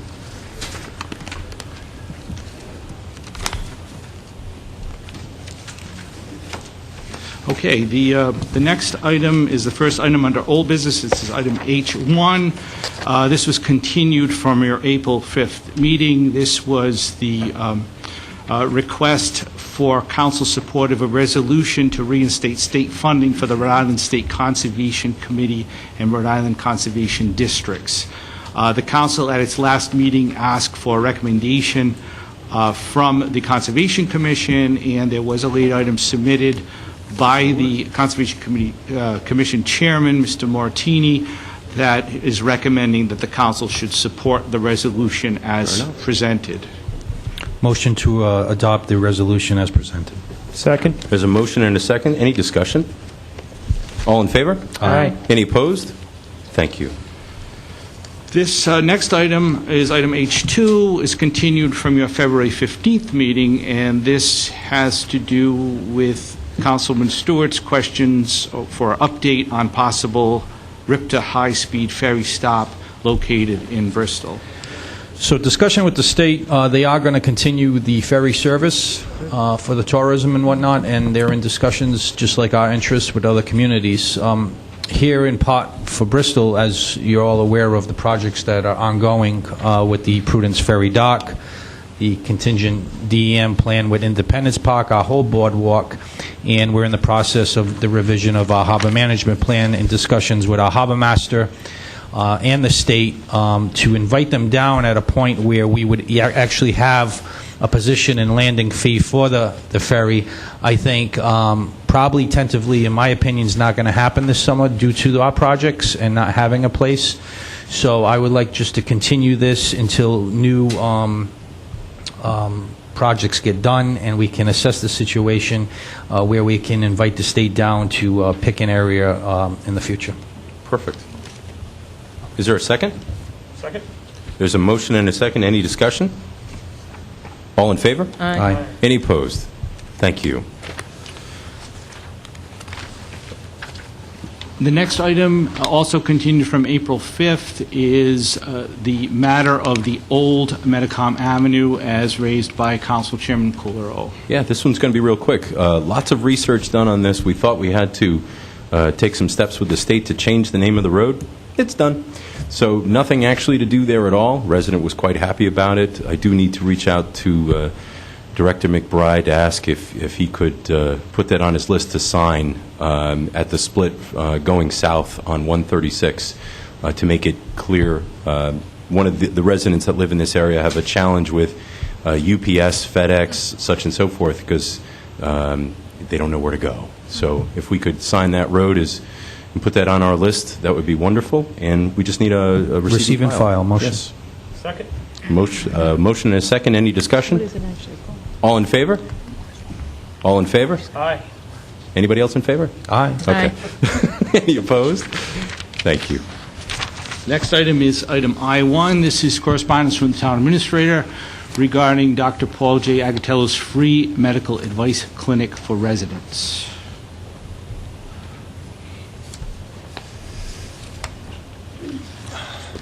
Good evening once again. I'd like to introduce Dr. Paul Agatello, and as part of the Health Equity Zone, he has made an offer that I'd like to explain to us about a volunteering service that he would like to provide for Bristol residents.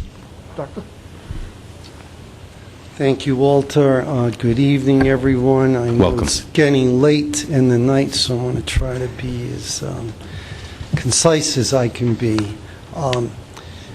So members of the council, Administrator Contenti, town officials, I believe that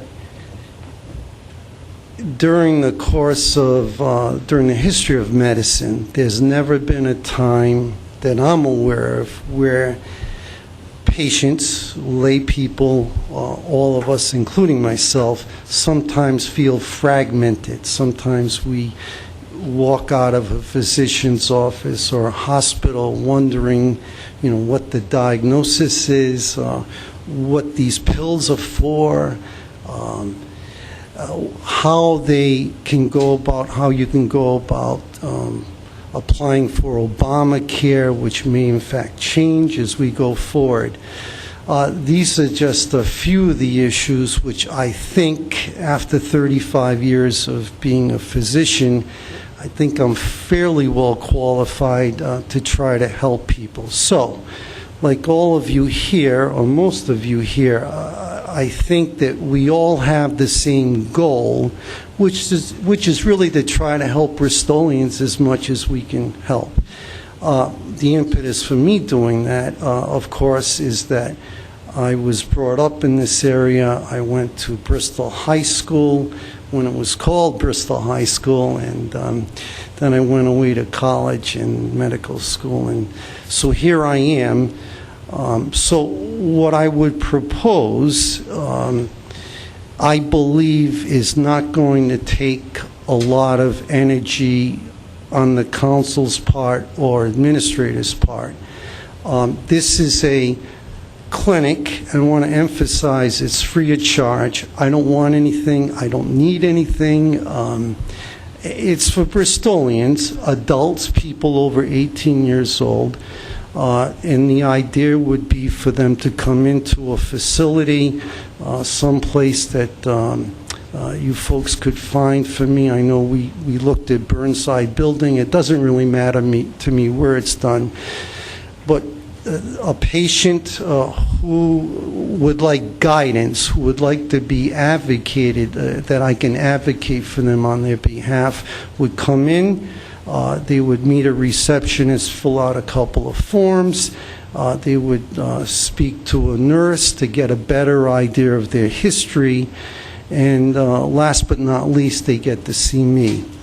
The good news is that what I propose is not your typical doctor-patient visit.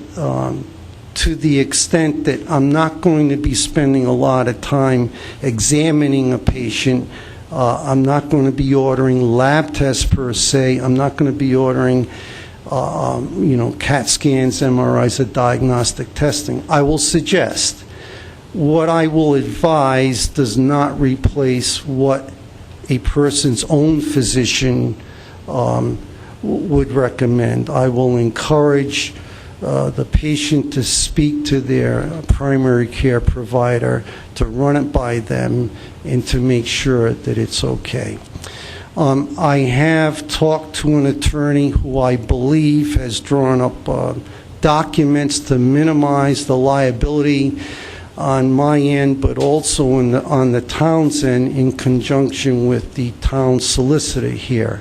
So last I knew, as of, I believe, yesterday, my attorney, Mr. Attorney Norman from Providence, has communicated with the town solicitor here. I'm also told that it doesn't look like there are any major legal issues. Of course, I don't want to expose myself any more than I want to expose the town, especially given the fact that this is going to be a volunteer effort. I have spoken to different people who are willing to help me, other healthcare professionals, so I don't need much, I don't believe, from the town except your blessings, and a place to hang the shingle up once a month, and I think a copy machine, but I think beyond that, I believe I'm all set. I don't want to say too much more because I know it's late in the night, but I would be happy to answer any questions or comments. And I think it's a great initiative, and I just wanted to know, where would the clinic be? Well, that's the question. I'm not sure I have the answer, but Town Administrator and Walter, you can explain what we've done. Yeah, we're looking, if it's agreeable, one of the small rooms in the first floor conference area of the Burnside building.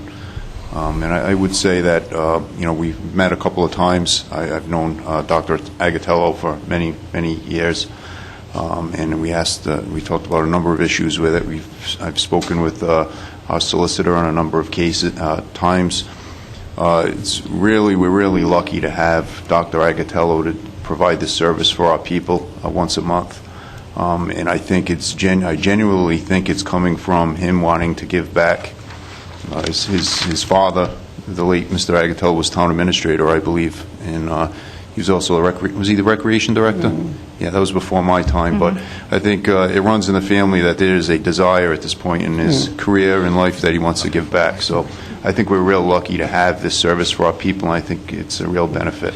I must say, when I talk to other people about what I'm trying to do, this is townspeople off the record, they look at me and they're trying to figure out, well, what's my ulterior motive? What do I really want? Like I said, I don't want anything. I just want to try to help as many people as I can help. So, Paul, I would say that for those of you who do rounds, like in the morning, like medical people, like are out the hospitals at 6 o'clock in the morning, this is probably late. For those of us who do this work, this is like, we're doing pretty well. It's pretty early for us. Don't jinx it, Mary. Don't jinx it. No, I'm not jinxing it, but I feel like the way you're describing it, your own, and I can't remember the name of the doctor that's in the paper now, but, the Dr. Donahue column, do you know what I mean? Of just like, this is what my doctor said. Do you agree with it? What are my options? Is that kind of what you're thinking about? That's exactly it. Since I voluntarily got out of the practice of office medicine, I want to say 15, 17 years ago, basically, this is what I've done. I will help anyone that really wants to be helped, and again, it's more advisory. I don't plan on trying to replace anyone's PCP, primary health physician. I think you're going to be busy. Well, I can tell you, based upon what's happened to me the last 17 years, yeah, I will be. But that's a good thing. Right. That's a good thing. Well, I'd like to thank you for stepping forward. I think it's a great opportunity for our community. What was mentioned, we have our HES program, all about the health and livelihood of our families, our children, and our community, with the many volunteers and the discussions throughout all our organizations, our departments, administration, and this council. And I think it would be a fit for you, and the way I look at it as an advisory is more of a consultant division of the HES program, almost like another program, except it's free of the services that you're willing to provide to give back to the community.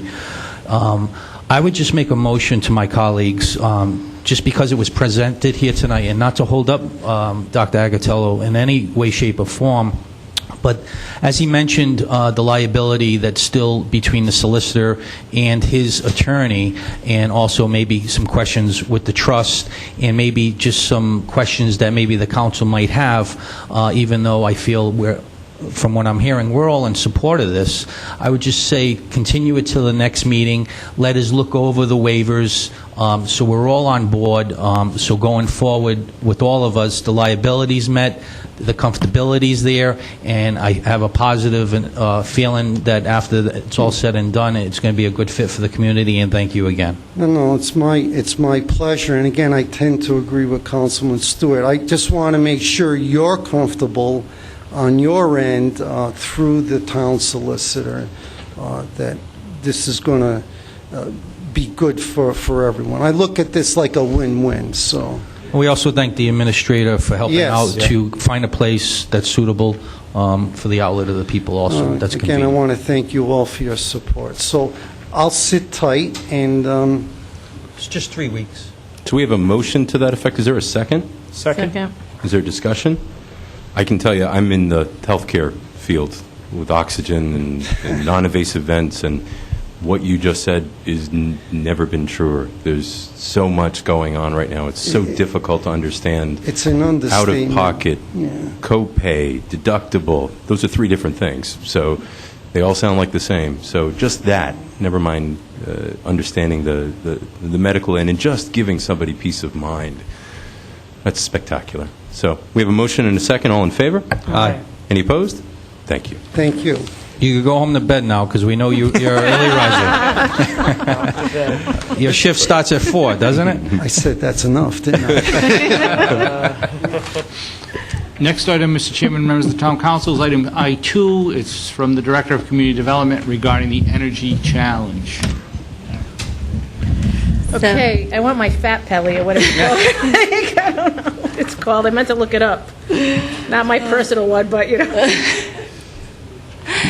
We'll have to work Diane, with maybe National you can- Grid on that, because it was supposed to be for building efficiencies, but I think we'll have to see if we can negotiate something out with them. We did get a sign. We did get a sign, the administrator and Councilman Stewart were at the presentation. Bristol has been recognized as an energy champion because we won the energy challenge, Can and I we see you actually guys? got more votes One than thing on the we- website? It is on the website, yes. Yes. Excellent. Congratulations. That's just to inform you. The coordinator, if I may, Melinda Howard, with not only our municipality but every municipality, is instrumental with the partnership with the Smart Power and their organization. She wanted to be here this evening, but the gentleman from National Grid who wanted to accompany her to give us some information on some other opportunities that are going to be presented to communities. So she said she wanted to be here but couldn't. She would like to come in the future. She just wanted me to extend to our community, though, in a brief commercial that we were very successful with Solarize Bristol last year for our residents that took advantage of that. And a lot of residents, not only here in Bristol but other communities, they found out after and said, geez, if I'd known that looks good, I want another opportunity. So Smart Power and the state and National Grid have a new opportunity called the Interfaith Solar Initiative.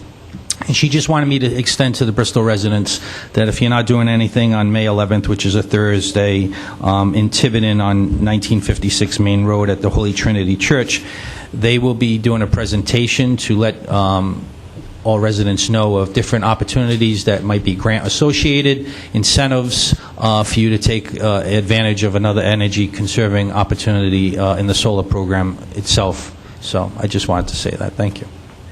So I would just like to thank Councilman Stewart for all the work he did on this, and to thank the people in the public that when I was, and all of us, but I would say when I was at Stop and Shop one Saturday before Christmas and trying nicely to accost people and persuade them to sign on to this, yes.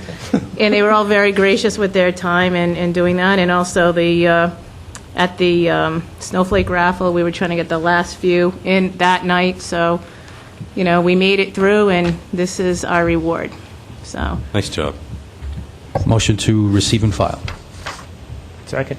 There's a motion to receive and file. All in favor? Aye. Any opposed? Thank you. Next item, also from the Director of Community Development, regards the state approval of the comprehensive plan update. This is also just meant to inform you that the state has approved the plan. It's now, you have a state-approved 10-year plan, so we don't have to Good update it news. for 10 years.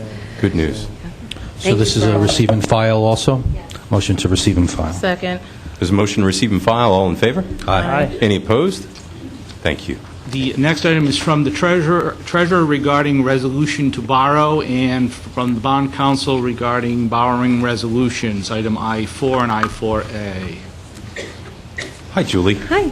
Before we go there, could I ask that you might consider joining item number 7 with this one, since we have bond counsel and our fiscal advisors here? Can I have a motion to that effect? So moved. Second. There's a motion and a second. All in favor? Aye. Any opposed? Thank you. Thank Welcome, you very Sandy. much. Thank you. It's been a delightful evening. I learned more about the town that I reside in as a result of being on the agenda so late.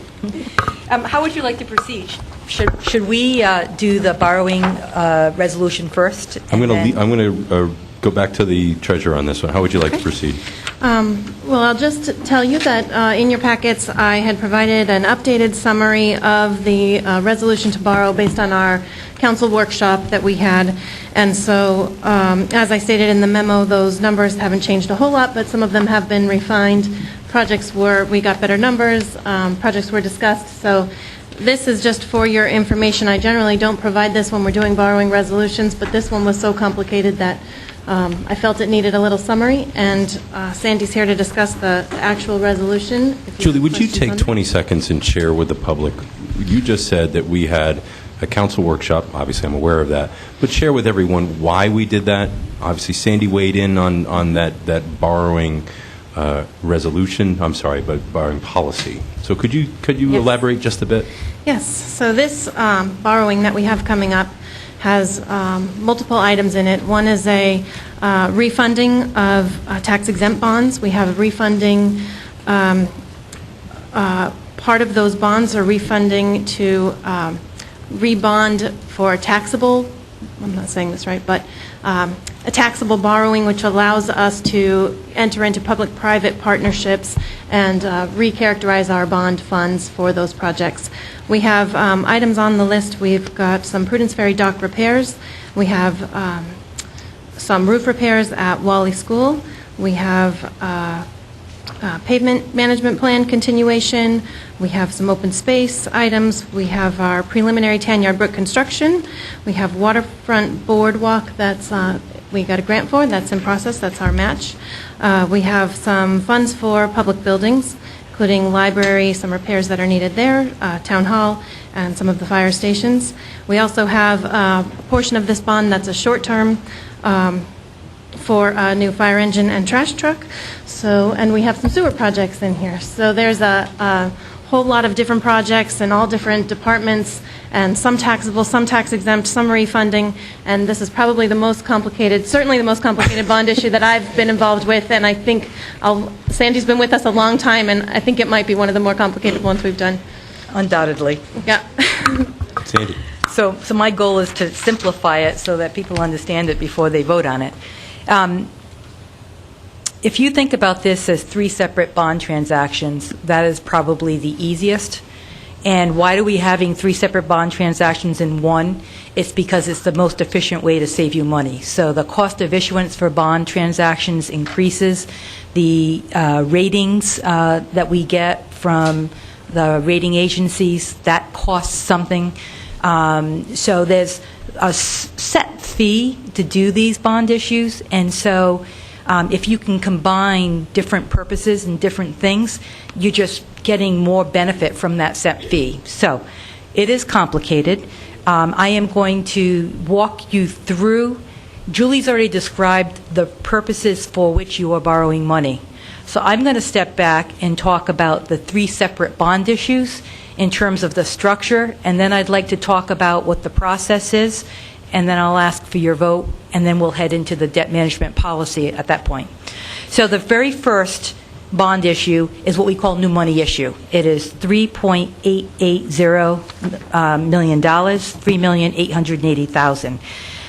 There is, and that is under the so-called capital legislation that was adopted in 2012.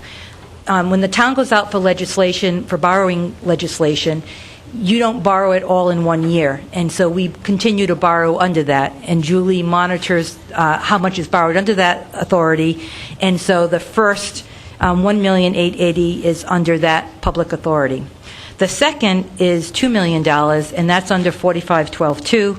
And so our new money piece is actually broken up into two separate authorities, your bonded legislation and your state statutory authority. Those new monies are for the projects that are described in Section 1 of the resolution. Section 2, completely different bond issue. Sometimes I come before you and I say, hey, we have an opportunity to issue refunding bonds. The interest rate on those refunding bonds is lower than the interest rate on the bonds that they're refunding, and so we can save money for the remaining period of time. We're doing that here. So this is a bond issue to refund the 2009 bonds, and we're putting that together along with the new money issue, and it's up to $8.1 million. The reason why it's up to $8.1 million is we won't know what the exact amount of money is necessary until we actually do the pricing. So we try to go a little bit higher. More likely than not, that number will come down some. So again, it's up to $8.1 million. It's to refinance, a word that probably people know better than refund, a prior bond issue. And obviously, if there's not savings, we wouldn't go ahead and do that.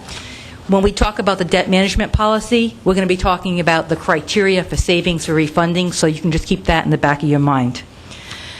The third bond issue is in Section 3. This bond issue is something that is the first that I've done for the town of Bristol, but certainly not the first in my career. We always, in the town of Bristol, as for the past 30 years, have issued tax-exempt bonds, which carry with it a low interest rate, but also carry with it a series of tax restrictions that can be cumbersome sometimes. One of the ways of getting out from under the tax restrictions is to issue what we call taxable bonds. And interestingly enough, and Steve will probably talk to this a little bit when he presents to you, but the interest rate on the tax-exempt bonds and the taxable bonds is not as wide as it used to be. So it's within, still a favorable interest rate. And by issuing taxable bonds, you're freed from many of the tax restrictions that can sometimes impair what the town wants to do for its purposes from an IRS perspective. I remind you that all bonds have to be issued with the proper business purpose or constitutional purpose. So we're not getting out from under that, and we look at that as well. So the Series C bonds are for up to $832,000, and because we're going to be complicated, there's three subcategories of this. One is for new money, and that's for the ferry dock, and that's for the improvements to Wally School. The second part is a refunding, and this is a slightly different refunding than we did in the Series B bonds. This refunding is to take what was otherwise tax-exempt bonds. There's been a change in use, or we anticipate a change in use of those properties, and rather feel the wrath of the IRS, we are proactively refunding those bonds and putting a label of taxable on them. So in essence, you can do what you want with that within the realm of constitutional proper business purposes, but from an IRS perspective, you're out from under those restrictions. And so that is, there are a portion of two series of bonds that we're refunding, or saying it a different way, changing the label from tax-exempt to taxable. And one is in 2011 series, and one is a 2013 series. 3 deals in one. Actually, 4 deals in one. So all of these bonds are going to be issued together pursuant to a prospectus, which we call a preliminary official statement. That will go out to the market. There will be a notice of competitive sale. We hope there's a lot of interest. Also, the larger the size of the bond issue sometimes correlates into more interest and therefore better interest rates. And so your vote today is authorizing the distribution of that official statement and the actual price that will happen, and authorizing the officers to sign and award the bid to the winning party. If you recall, sometimes when there's new money and you don't yet have the money, we call it a reimbursement resolution, and so that's a part of this resolution as well. You don't have that new money for those projects, but the departments are out spending money, and so the reimbursement portion of this resolution allows the town to reimburse itself from bond proceeds for those projects that you're taking from your general fund. Good thing to have. You may or may not need it. This is going to go quickly, I think, Steve, this bond issue, but it's a good thing to have if you want to reimburse yourself. And the rest of the resolution is to allow the appropriate offices to sign the bonds, and I think we'll have to set aside more than our temporary, typical 1 hour to sign for these bond issues. So I imagine the stack of paper will be enormous, but in any event, that's the bond issue before you. Thank you. Is Steve, are you coming up to, or are we, tell me where we are? So I think what we can do is vote on this, and then we can present the debt policy, and then Steve you had asked in your workshop, and with the debt management policy, for Steve to present where Bristol is vis-a-vis other like communities, and he's put together a presentation for that. So I would say if it's agreeable to you, let's vote on this, have Steve make his presentation for the town vis-a-vis other towns, and then circle back and adopt the policy and answer any questions on that. Okay, perfect. So could you help us through this motion? Yeah. Because I know it's as convoluted as what we just heard. So. The motion, fortunately, is simple. It's just to adopt the resolution. Perfect. Motion to adopt I'm sorry? the barn resolution. In the form presented. Thank you. Thank you, Sandy. There's a motion? Oh, could you? In the form presented. In the form In presented. the form presented. Second. Yep. There's a motion and a second. Any discussion? All in favor? Aye. Any opposed? Thank you. Welcome, Steve. Good evening. Could you state your name for the record? And actually, Sure. I said Sandy, but it's Sandy Mack is our bond counsel for the town of Bristol. I should have said the rest of that. And I'm Steve Massaroni from PFM, and I'm the town's financial advisor. Thank you. So at the workshop, I know Julie had put a presentation in your package last time, which was just a sample that we had provided to another town, and at the request of the council, I updated this and actually ordered it. I think one of the council members made a nice suggestion to order it from high to low so you can easily see where you sort of stand out, and I did do that.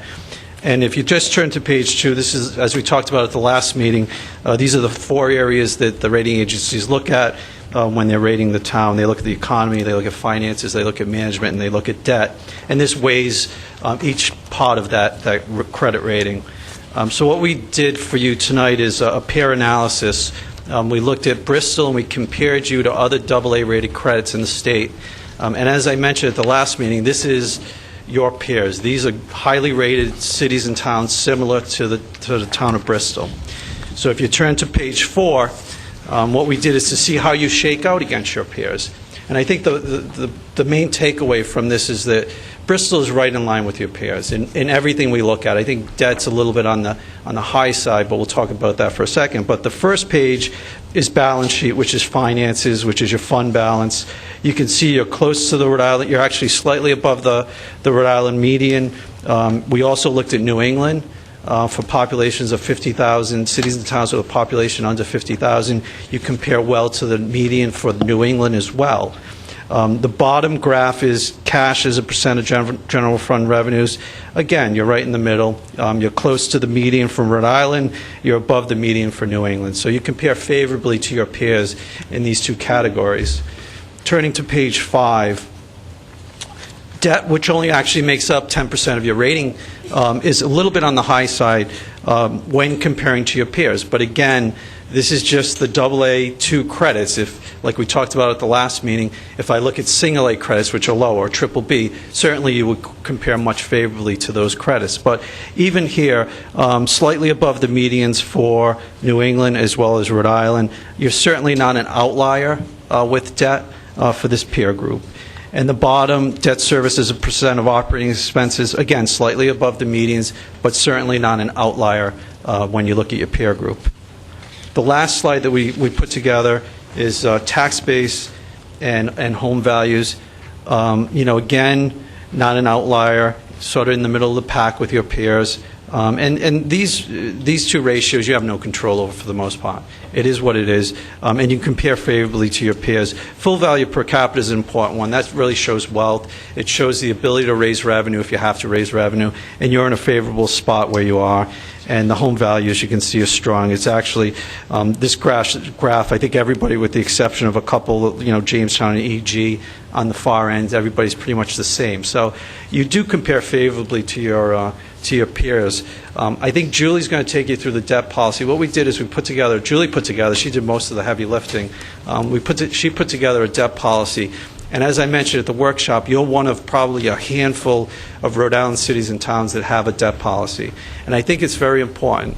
We'll be talking to Standard & Poor's and Moody's next week about the ratings on these bonds. And one thing they like to see is policies and procedures, as we talked about at the last meeting. And I think a debt policy is a nice policy to have. Certainly, I think it helps Bristol because, as you saw from one of my slides, you are slightly above sort of your peers. But now you have limits. I think the limits we talked about last time are conservative enough to give you some flexibility, yet they put some caps on how far you could go. I think it's interesting. I don't know if you saw the treasurer put out a report earlier this week, I believe it was this week or late last week, from the Public Financial Management Board. And what they did is a debt study of the state of Rhode Island, all the state agencies, as well as all the cities and towns. And it's nice to see that Bristol was not mentioned as being outside of It's a time when it's nice not to be in the paper? Exactly. Kind of thing? Yeah, okay. And they looked at debt and pension as well in theirs. And the other thing is some of the debt ratios that we have in the town's policy are consistent with what the treasurer came out with. For example, I think the debt as a percent of full value, what we have in the debt policy is 3%, which is consistent with what the state had in their policy as well. So a lot of what's in Julie's revised debt policy is consistent with the state as well. And I'd be happy to answer questions.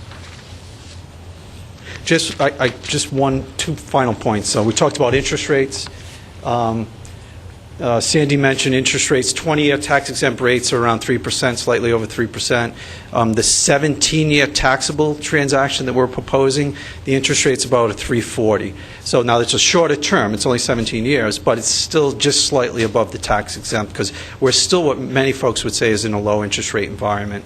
And then the refinancing that we're talking about in the debt policy, I think we talked about 3% PV savings.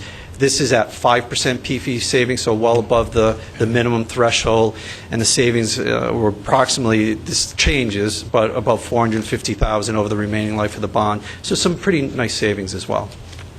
Thank you, Steve. Thank you. Yeah, I wanted to add a couple of comments from a historical perspective for the town. I see a lot of new members on the council, and we have a new administration. I've had the honor of working with the town since 1986. And in the course of that time, Bristol was the first to adopt the balanced budget ordinance, the very, very first.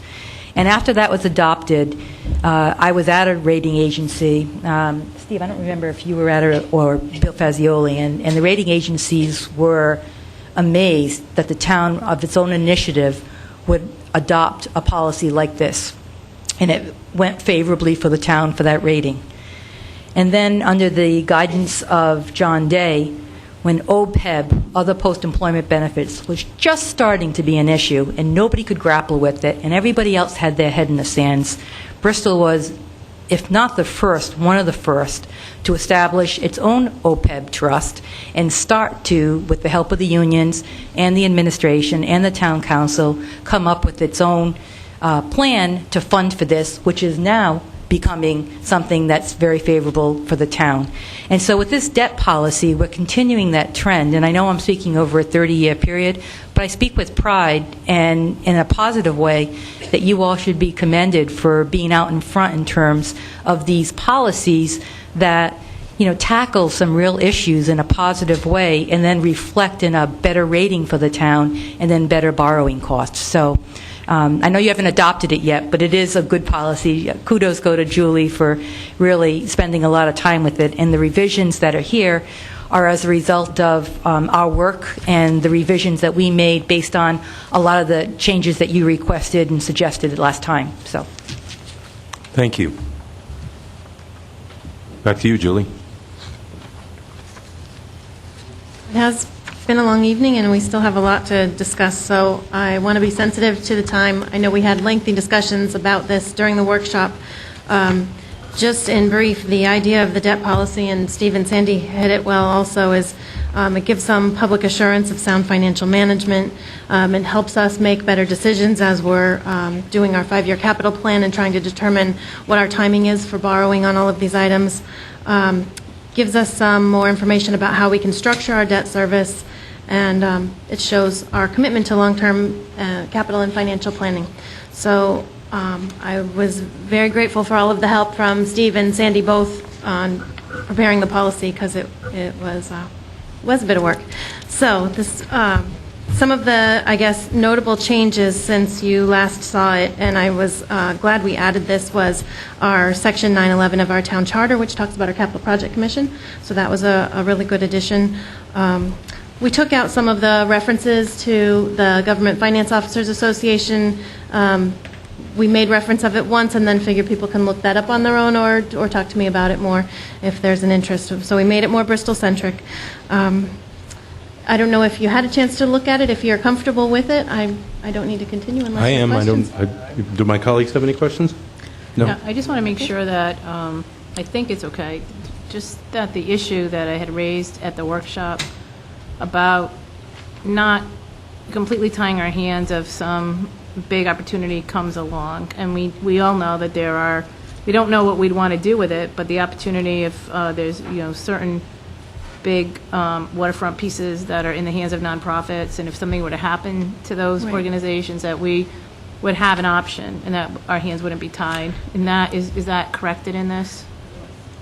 Yeah, go ahead. Yeah. it was, and it's on section, I guess it's page 2, Mary. And what we talk about is public policy and planning considerations. If you look at the underlying changes, it says the debt may be also issued for other things.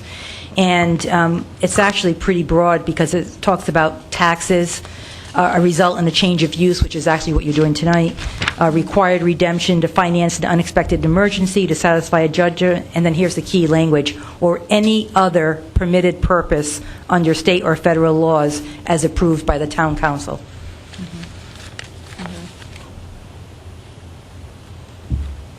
Any other questions? No. So, Julie, what do you need for the motion? Just motion to adopt? To adopt the policy. Motion to adopt. Second. There's a motion and a second. Is there any discussion?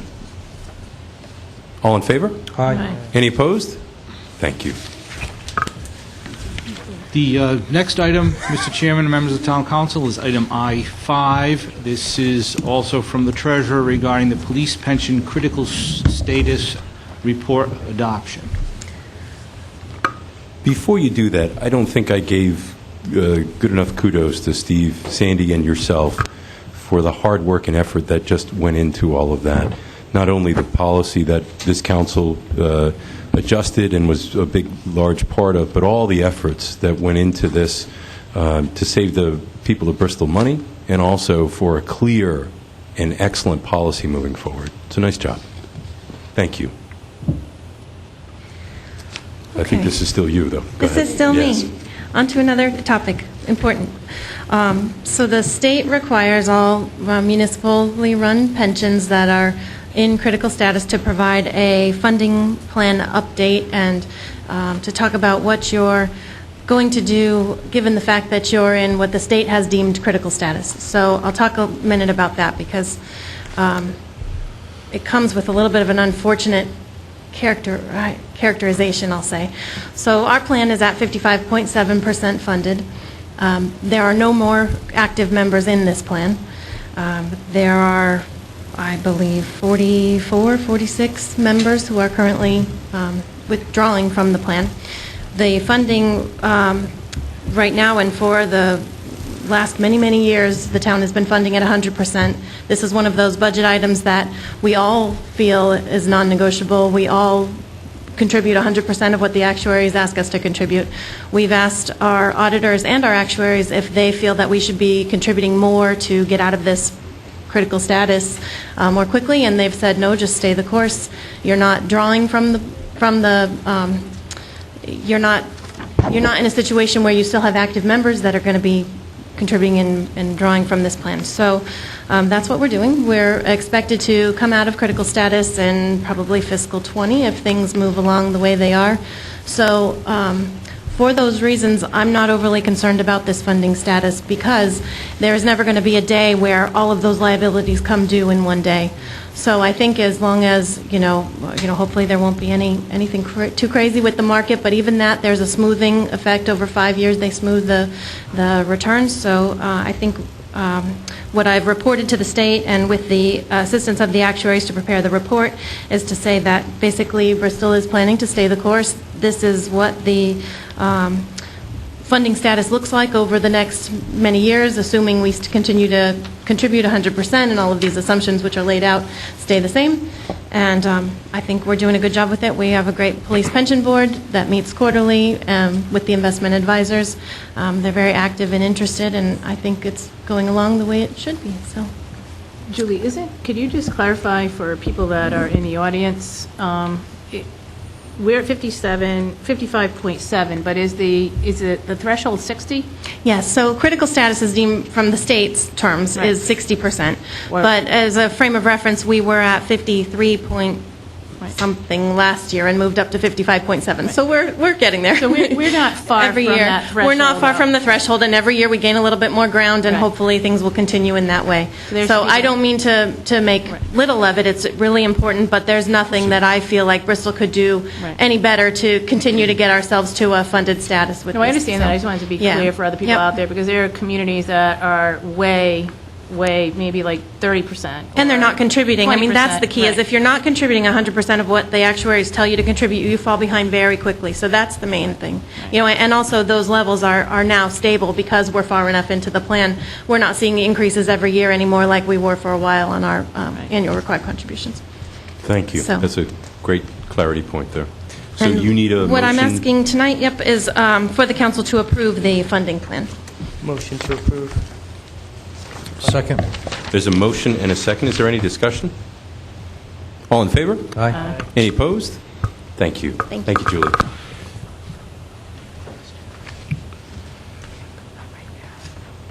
I think I The started next this evening item is saying- item I6 from the Director of Community Development regarding Planning Board Subdivision and Development Review Regulation Draft Update. Hi, Diane. Hi, thank you. So this is in front of you tonight for your review and any comments back to the Planning Board. The Planning Board had a public hearing at their last meeting, and under the provisions of the regulations, before they adopt any changes to their regulations, they have to send it to the council for your input, comments, editorial comments on anything. So it's here before you tonight. There are I guess basically 5 sort of themes, if you will, for the edits. The first is the consistency with the development review regulations and the Rhode Island Stormwater Manual. If you remember, about 2 years ago, we had an audit performed to look at how we could bring consistency to all of our documents in the state, and the council had a workshop with the planning board, and there was support to move forward and implement that audit, which this update does. We've also updated the provisions for streetlights and brought them into current requirements for LED bulbs. We've also looked at revisions to the standards and the process for improving paper streets. And then the last thing is we are requiring a new public notice for public hearings for major land development projects. So that one in particular with the paper streets, that was one that I went to Diane on, and that the current is that the developer on a paper street just has to do a binder coat on it, and the town is then responsible for Well, we know what happened when that happened. So Right. we had a lot of roads that were only just binder coat. Right. So this update brings that up to what any other development that they would do. Right, they'd have to build it in compliance with the subdivision and development regulations as if it were a new road anywhere else. Does anybody have any questions? No, I just want to say thank you very much for the breakdown. Oh, you're here. welcome. I mean, this is great. We didn't have to, go hunting for everything. Oh, And- sure. And the LED requirements are awesome. Yeah, Good. So thank you. Good, you're welcome. I would just say it was very much needed for us as a town, not only for consistency, but the real needs, especially with the stormwater that's attached to lot sizes and some, we did have hiccups along the way with some cases, and we do listen, and we have to address them, and going forward, I think that's very important. So, and we have to be very vigilant Right. along the lines with new development and the paper roads and the drainage, so. So Diane, what motion do you need from us?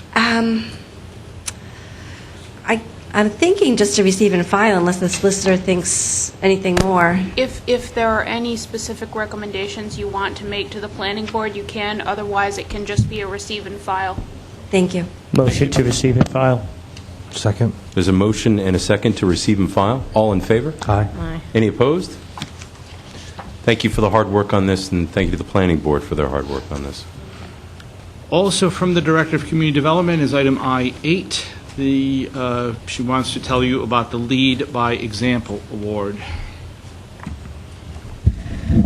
We're rocking Diane, the we're going to charts get your with seat up here energy, soon. yeah. So, okay, all right. Okay. This is another energy project that the town received a Lead by Example honorable mention, I suppose you could say. There were different categories of awards. We didn't get one of the top awards, but we did get an honorable recognition.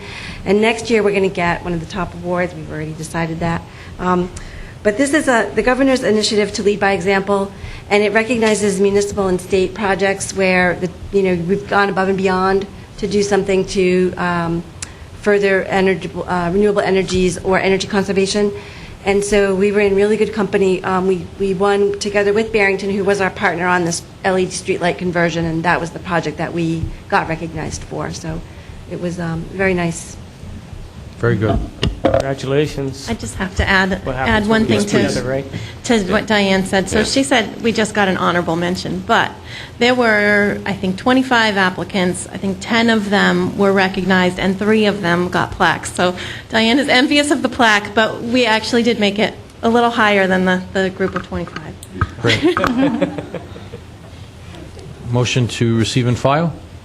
Second. There's a motion and a second. All in favor? Aye. Any opposed? Thank you. Nice job, Diane. The next item is item I-9. It's from the Recreation Director regarding the establishment of an Aquatic Center Commission.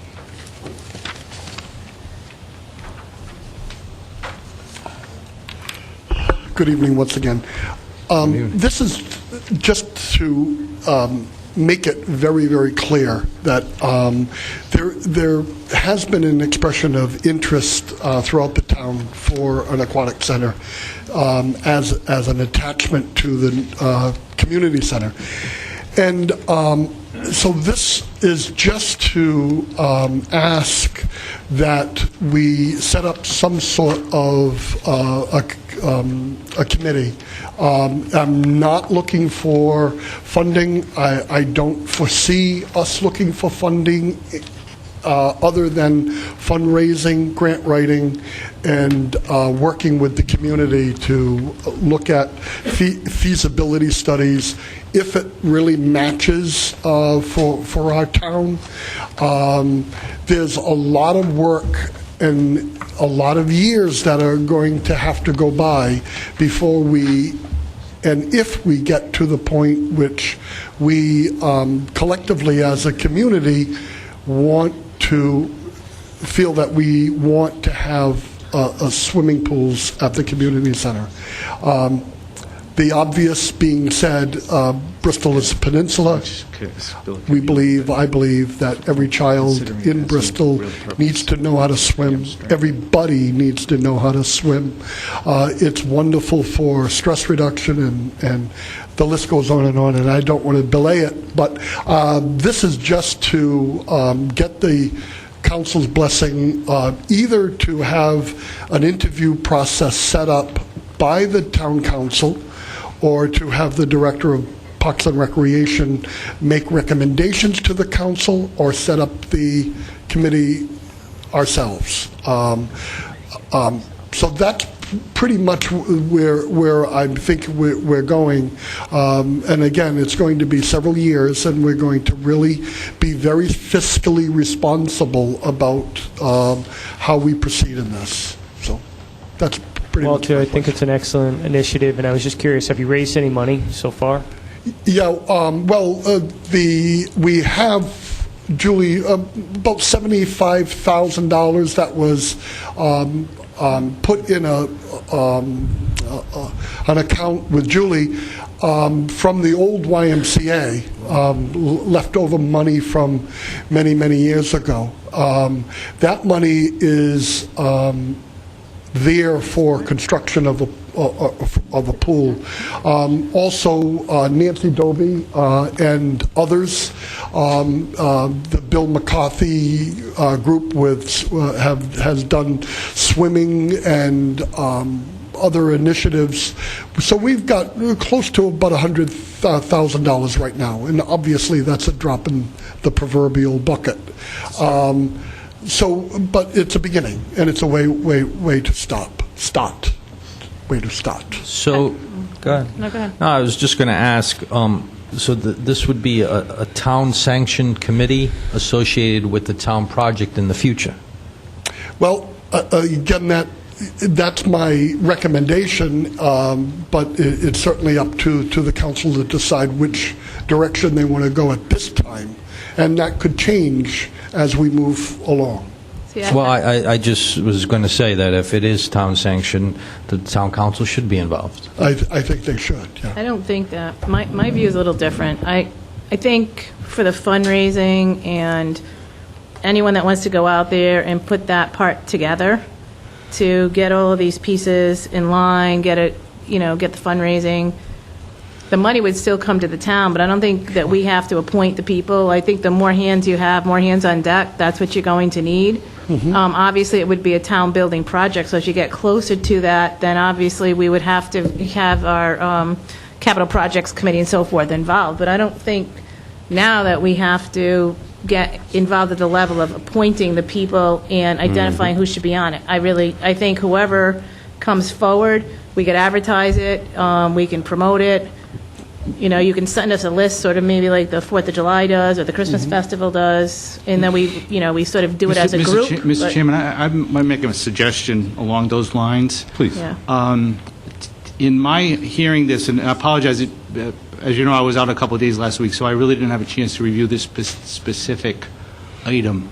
But what I would suggest is that at this stage, it appears to be something that should really be an administrative committee. And the reason why I say that, even though certainly individuals can make suggestions as to who might serve, but not necessarily official recommendations for persons to serve, is that when something starts out like this, you like it to have the greatest amount of flexibility possible. If it's a council-appointed body, it falls under the regulations of the open meetings rules, the requirements for posting, the requirements for minutes, the requirements for all that other stuff, which can be a little burdensome, especially if the committee is sort of feeling its way into where it belongs. Right. It could certainly be made official meeting group of the council at some point later, okay, but I think if it were my call, and I'm not trying to be the sixth council member here. No, I agree with you. But I think it would probably be unwise to saddle the group with all those requirements, at least at the outset. So, weighing in on that a little bit, one of my concerns is that you actually, and I liked your words, it was feasibility. So I don't want us to go out collecting funds and then find out that it's not feasible. Now the town is giving that money back as it should, but I don't think we should take that money in the first place until we know that it's feasible, that we've looked at the community at large. I know that we do have a swimming pool here in town right now. It's a commercial entity. That doesn't mean we shouldn't do this, but that means that we need to take that into account. I know that there's other pools in the area. Again, not a reason not to do this, but the feasibility end of this really concerns me. Right. So I want to make sure that if we're taking steps to spend money here or collect money here or to sign off on it, I think, and I do respect the clerk's opinion on this, I think we've got a little quasi thing going on here, is that there's a motivation to move forward, but we shouldn't move forward or too far forward until we know this works. So that's my concern. So I don't want to give false hope. I also don't want to walk down a road that we have to walk back from. There's a lot of effort, and there's a lot of people who care very deeply about this. Right. And I'm sure that there's I'm interested to hear both sides, the positives, the negatives. I'm sure my colleagues are too. So I'm not sure what you would do knowing all of that. I don't want to collect money at this point, or at least I don't want to collect any more money at this point until we know that it actually works.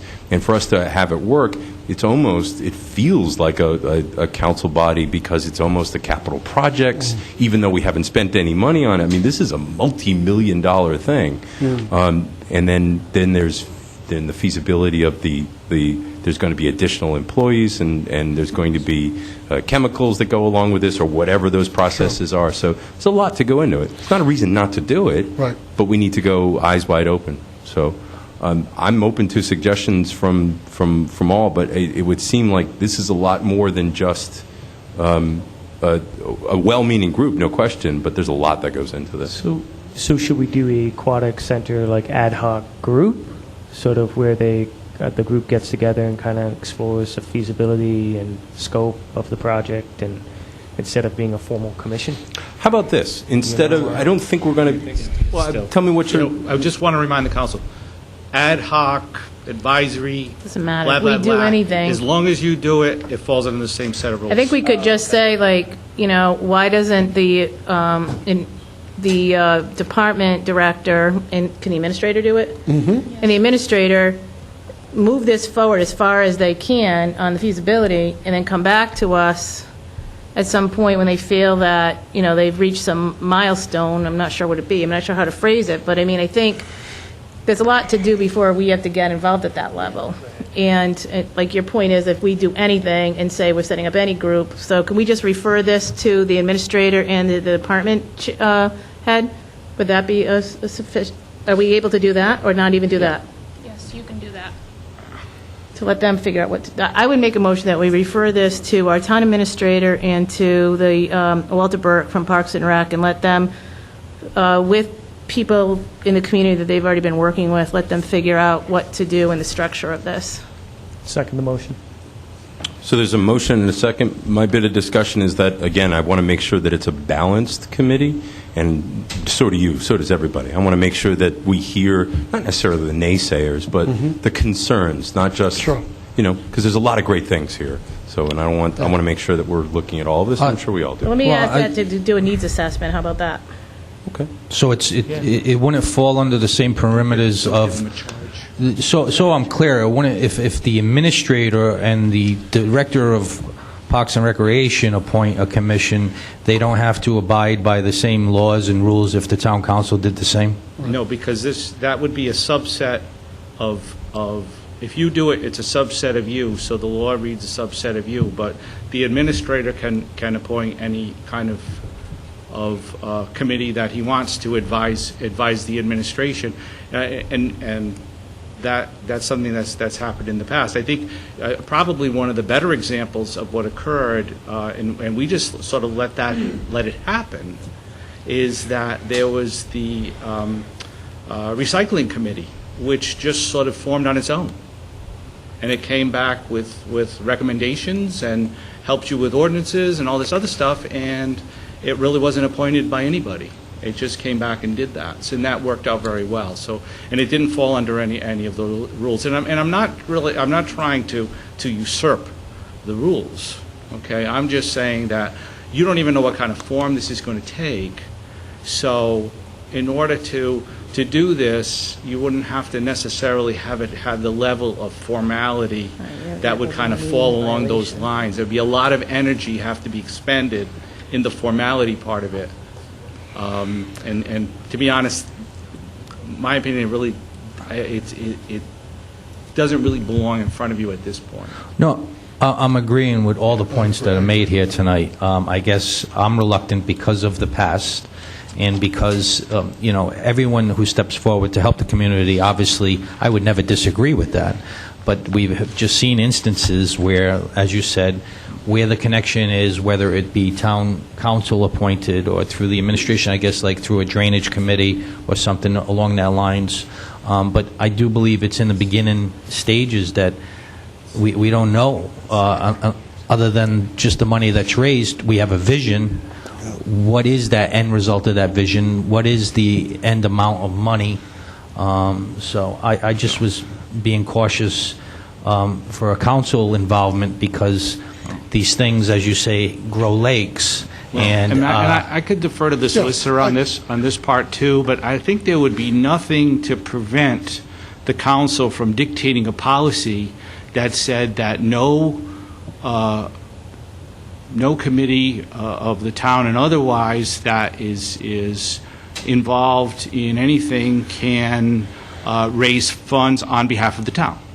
That could be just a general policy that anybody would have to follow for that purpose. You could even be so specific to say for that purpose. There are ways to institute controls. I don't want to steal you. But I think there are ways to institute controls without necessarily being the appointing authority. And it's not so much the control, Mr. Clerk, and I think it's a great idea. I think it's more of policy setting and that clear, definitive path that we're all on board. But, like I said, in the past, it's been proven time and time again of instances where we get involved with, I won't say organizations, but some things that we have to reflect on to say maybe we should have done a different type policy through the council. So that was my only, it's not that I'm against the initiative. I'm in full support of this initiative and the future of it, but I just wanted to be cautious. That's Walter, all. maybe you could, we have a motion and a second to refer to both the administrator and yourself. Maybe you could come back to this council at a future date, Sure. and share some of your stated goals, where you think you're going, what kind of ideas and timelines and what you're going to look at, generally speaking, so we can all just kind of have a good feel about what's going on. How's that? Sounds fine. Can we do that? Mm-hmm. Perfect. So we have a motion and a second to refer to the administrator and Director Burke. All in favor? Aye. Any opposed? Thank you. Thank you. The next two items, Mr. Chairman and members of the Town Council, are requests for executive session, which I'm assuming the council would like to take up at the conclusion of the public portion of the agenda. Yes, please. Okay, the next item is an amend item. This is the resolution to protect immigrants in the town of Bristol, and it's a revote. Make a motion to adopt the resolution as presented. Second. There's a motion and a second. All in favor? Aye. Any opposed? Thank you.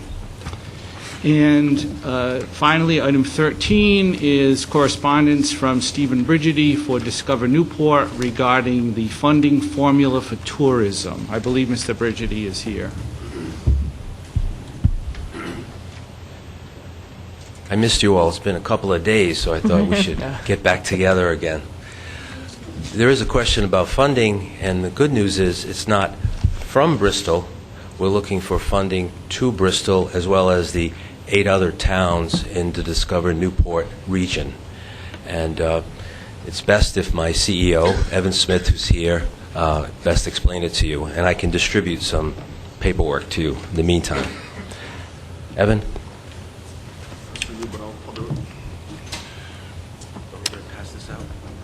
Mr. Chairman, is it permissible if Stephen brings some paperwork to you? Okay.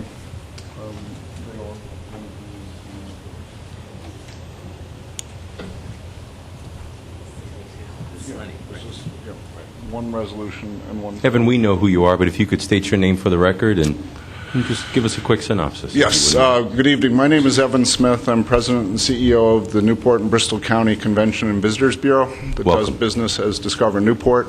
I'd first like to say God bless you all for doing public work. This is my 9th council meeting in 8 weeks, and never ceases to amaze me how much work you do on behalf of the public, so I just want to commend you all for what you do.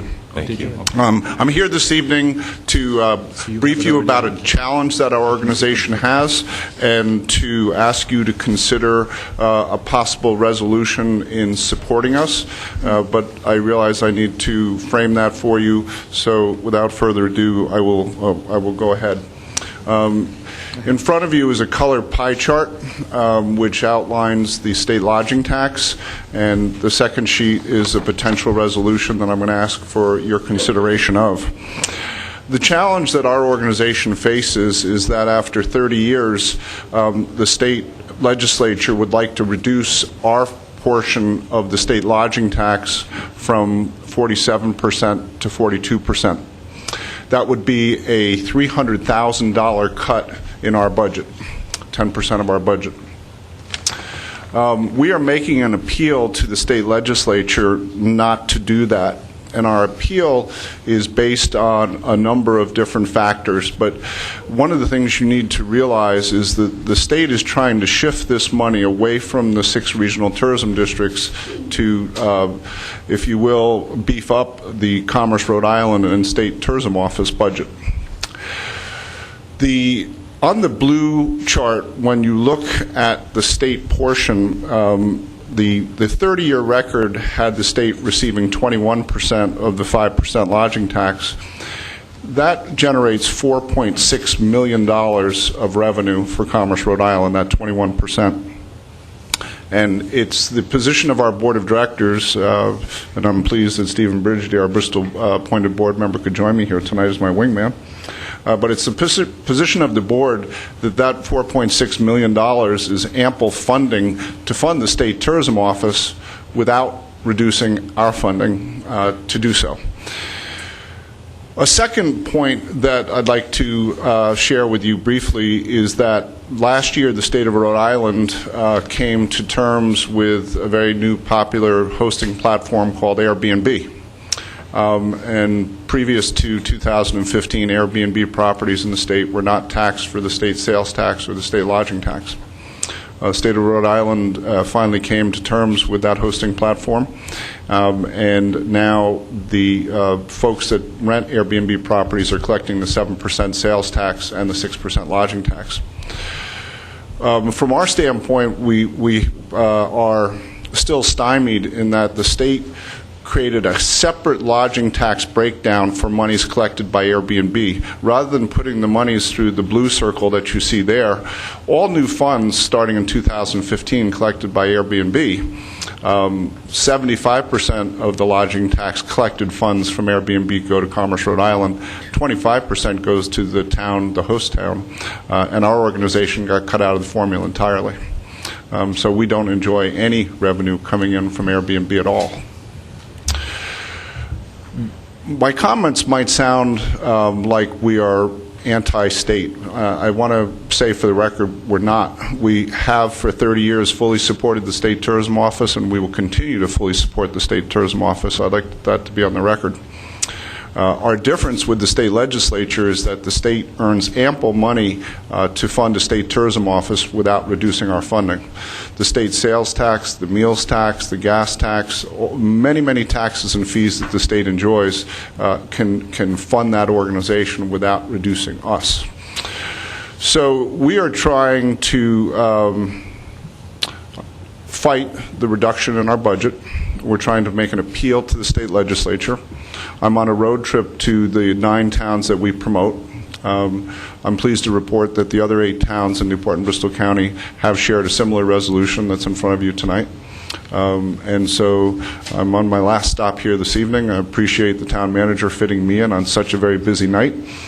We had a conflict several weeks ago, and so I know you've all had a very long night. But I'm coming before you to see whether you would consider passing a resolution that you see in front of you there, which basically would tell the state legislatures that you support keeping our funding level at 47%, so that we can do the good work that we do to promote the 9 towns of Newport and Bristol County. Having said that, I'm sure you have questions. I'm going to stop there and hone in on what you really would like to dissect here. Evan, you mentioned you were in front of the 8 other communities that you represent. Yes. All 8 have passed this resolution? They have. Thank you. I just, I absolutely agree. I know this was, I think it was a year or two ago that the governor first mentioned this, talking about something along these lines. I don't really see the track record at Commerce RI or State Tourism at this point to centralize the money, to take it away from the local organizations. So I really support this request. The one thing I would like to see, if you could, if we do approve this, I think what I would like to see, if it's possible, is just that how much money is generated to this region and how many jobs are generated to this region through the work that you do for the 9 cities and towns added in. And that's something I'm sure that you have, and you could get to our clerk pretty quickly. I'd be glad to do that. Yeah. Because I think that, that is an important piece of it, especially when you're looking at, I also see that there you want to cut the Providence Warwick Convention Center's Visitor Bureau.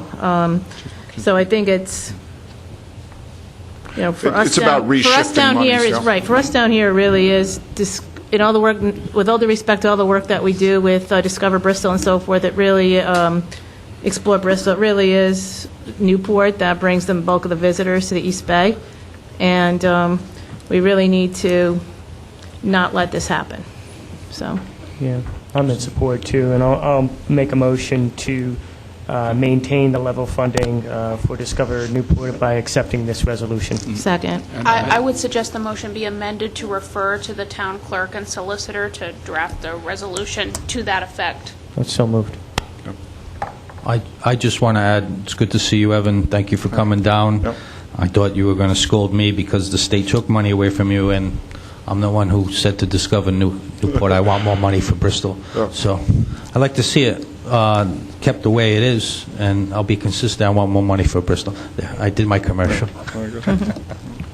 So, Andy? Yeah, I have one question, Mr. Smith. Thanks for coming tonight and sticking out. Thank you for the opportunity. Yeah. So your request very clearly asks us to support how the pie is divided up. Are there other actions that you could suggest, if not, obviously not tonight, but in the future, that this council can take, not about dividing up the pie, but making the pie bigger? And I think in order to continue to address your budget needs, obviously adjusting how the pie is carved up is one way, but making the pie bigger is another way. And so Bristol wanted to partner with you in ensuring that you continue to be a viable, active organization. How can you make the pie bigger? A couple of things. Number one, I want to point out that the municipality, the host municipality's percentage doesn't change in our request. So I just want to point that out, because obviously if it declined for you, there's no way in the world you would support me. Just a couple of quick factoids. In addition, you're looking at the 5% breakdown of the lodging tax. An additional 1% was added for the local towns, to your question, Councilor. So for your lodging tax, your percentage of the 25% is about $17,000. The additional 1% the town receives is an additional $17,000. So the town of Bristol right now is making about $35,000 from lodging tax. The enormous area that you're gaining right now is on the 1% meals tax. Right. Your 1% meals tax is growing. It's the third fastest growing rate in the state of Rhode Island. You've now eclipsed the $400,000 mark annually. So congratulations on that. It's a testimony to your businesses. It's a testimony to your restaurants. So that's something that the town of Bristol is doing very well. So other areas that towns are earning revenue in vary from town to town in terms of travel-related taxes and travel fees that help grow that. So that, for example, the town of Bristol does not earn any revenue from parking that I'm aware of. In some towns, parking is big business. You do earn some money from marinas. That's an area for growth. I heard the discussion earlier about a potential landing tax for cruise ships. That's almost a long question for a workshop, which I'd be glad to come and do with you, to explore new revenue. I think your question was more about new revenue opportunities through travel and tourism, how you can grow that, and that's something that I don't want to get too deep in tonight, but there's definitely channels to do that. Thank you. So we have a motion and a second to refer this to the clerk and the solicitor to draft an ordinance in support of what Evan is in front of us for. All in favor? Aye. Any opposed? Thank you. Thank you. Thank you all for the opportunity to come before you, and I'll follow up with the town clerk with those stats that you want included. Thank you all very much, and we'll keep you posted on our battle. Only makes a good case. I want to include it.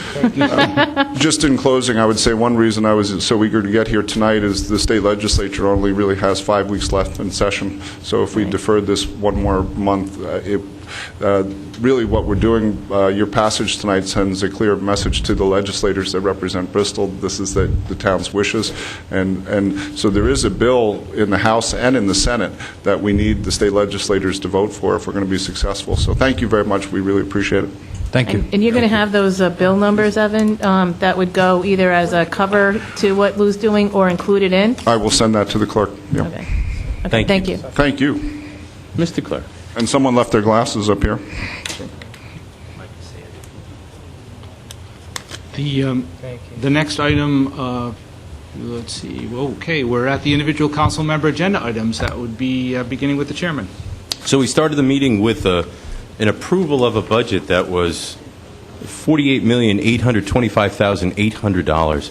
We had a open public hearing on Monday to discuss this. This is a pile of hard work from the administrator, from the treasurer, from my colleagues, from the department heads to get to this level, from the clerk to schedule the craziness that actually turns out to be.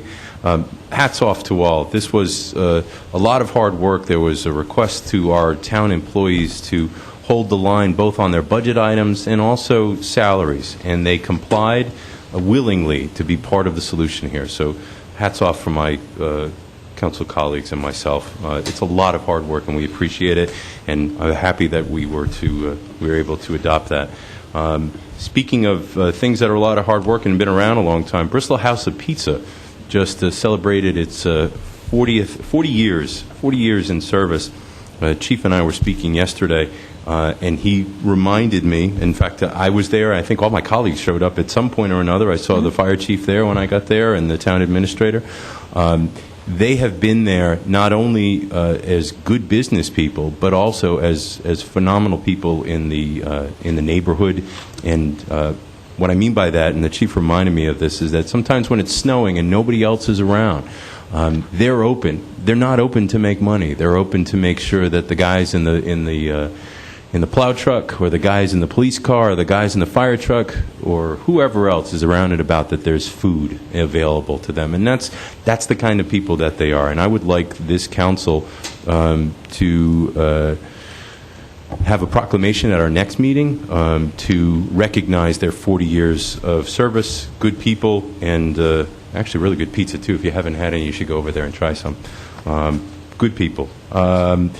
We had a 3 hours worth of interviews today, and we found an energy consultant. What I'm talking about is Councilman Stewart and I brought this to the council's attention, and the council took the next step on this to put solar on the landfill, solar potentially on town buildings. The school had representation there to potentially put solar on the schools. So we have taken the next step on this.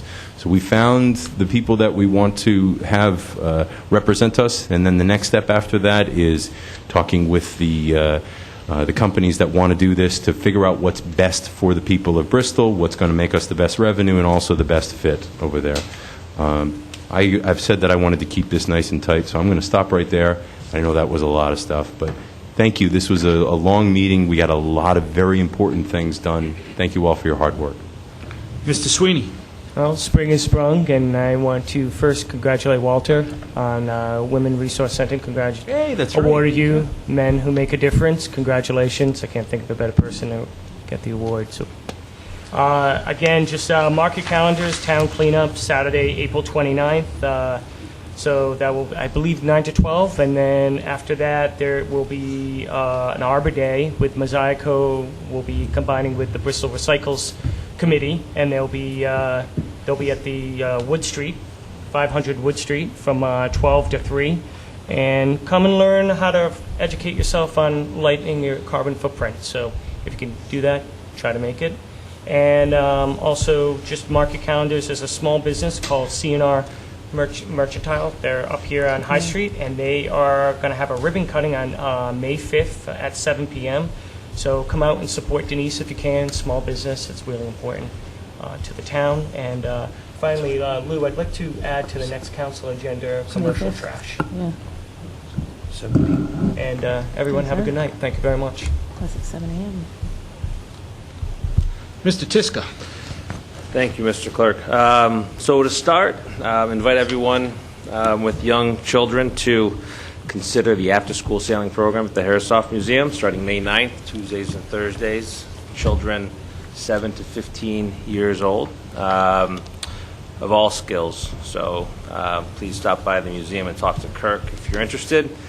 And then regarding the budget that we just passed, I echo the chairman's comments about the hard work that went into it to minimize tax increases, mainly through many very difficult decisions in controlling expenses. And I think the next conversation that I think this council really needs to consider is, now that that's behind us, is how we work towards next year's budget by, again, growing the pie. What can we do to increase economic activity, strengthen our tax base, improve businesses, allow them to expand easier, add jobs, pay more taxes, both property taxes and real property taxes. So what I'd like to suggest is that we add an agenda item next week to allow our economic development coordinator to provide a baseline report on where we are and what initiatives are out there, so that we can discuss strategies to grow our tax base. For example, I was at a meeting at another community, and they have a very concise list of the top 22 taxpayers, and they realize that they're more in the service business as a government, where they reach out to these strong businesses to ensure that if they have needs to expand, that they have a willing partner. And I think that's us as the town. We can be a willing partner to these businesses to facilitate their expansion and improve our economic climate. So I hope that we can do that for our next meeting, Mr. Clerk. Thanks. Ms. Perella. Okay, just a couple of things, and one is, I got a little sidetracked on my way down here I was walking down, so someone stopped and talked to me. If it's possible, I'll borrow a line that is popular at the General Assembly, and that is, if it's possible to be recorded in the affirmative on the adoption of the budget, since I was here every evening and participated in that. So, do I need a motion for that, or how should we do that? If you want to have a revote. I don't know. I mean, I'll ask the chair. I mean, Absolutely, Mary. We can have a revote. Okay. Absolutely. All right. Okay, we have Schedule A operating of $28,825,800. Schedule B, which is the capital, which is $150,000 included in the operating budget A. And Schedule C, which is the enterprise fund, in the amount of $5,499,379. You can make the motion. So moved. No, they made motion. Second. All in favor? Aye. Any Okay. opposed? Thank you. You are on record. The other issue I have is, I'm glad that Walter and Kevin and Steve are here, is it looks like it's pretty simple to fix, and I'll pass this over to you. I was talking to a woman who uses Wally Beach all the time, and pointed out the rocks that have, over the years, the storms gotten in the way for people to easily access going into the water. And she gave me some pictures, and they don't look like it is like that they're that gigantic. I think it's a simple project that you could probably knock off in an hour, maybe, if that long, with the right people. I think, Kevin, probably some of your folks, just to get it out of the way, because many of the people who use it tend to be maybe a little on the, like maybe older, and just to make sure it's safe to have access into the water. So I'll pass that on to Steve, and if you could just let us know how that worked out. That's it, thank you. Town Administrator agenda items. Councilman Stewart. Oh, I'm sorry. Just for that, I'm Mr. going to have a Stewart. long list. Okay. You can be mad at him. It was that revote that threw me. I'm sorry. Mr. Stewart. I do have a long list. First, let me get the condolences out to an icon that we lost here in Bristol, to the Massa family, Mr. Hector Massa. Our thoughts and prayers go out to him and his family, and also, as mentioned Monday, Mrs. Elizabeth Langello, who was an employee here in the town, gave many volunteer hours, and also to the senior center. So our condolences go out to their family. On a brighter note, not too long ago, the Veterans Council did a presentation of an idea that they presented to the town of Bristol, and we can see some accommodations being done in the foyer that looks very bright and it's coming along. And come on May 26th on a Friday at noontime, we're going to have the Chair of Honor program. Which that's an invitation to all. The reason why I'm saying that invitation now is on the same night on the agenda, they proposed to the town council the concept and idea of a memorial for Sergeant Peter Andrew McKenna to be at the Silver Creek Park. And after conversations with the Director of Parks and Recreation and Community Development, there was another memorial there that might infringe on it. And a long topic of a piece of parcel land next to the VFW to the south has been in discussion to do something with that. So the director, which I have to say has a beautiful idea he came up with, where there was a Boy Scout from Troop 45 in Warren who's trying to ascertain his Eagle Scout initiative, and his project, Mr. Andrew Borge, is, and along with his troop Saturday, started clearing out that parcel of land. And we're looking, I know there's been discussion with DayPonts to be on board, and anyone else in the community that would like to volunteer or with this great initiative for this memorial site for Peter Andrew McKenna, which is more than fitting. And talking to the director, his goal is to try to accomplish it before 4th of July, which will be the first year that the road is named after Sergeant Peter Andrew McKenna. So to go by the memorial will be only fitting, and being next to the VFW, I think it's just a great project. And if anyone has any questions, feel free to call Walter, Director of Public Works, or the Administrator, to try to get this accomplished in time. I just think it's a great initiative, and it's going to be good to see the outcome of it. Very nice. Congratulations, everyone knows, to Gail Perella and Lisa Sinkowitz, new chief marshals. If you'd like to meet them Sunday for breakfast, speaking of the VFW that I'm mentioning, 8 to noon, there is a breakfast where they're trying to raise funds. And also Saturday is a busy day, as Vice Chairman said, about the Keep Bristol Clean and Arbor Day. But in between, spring is in the air because all the baseball players will have opening day here at King Philip.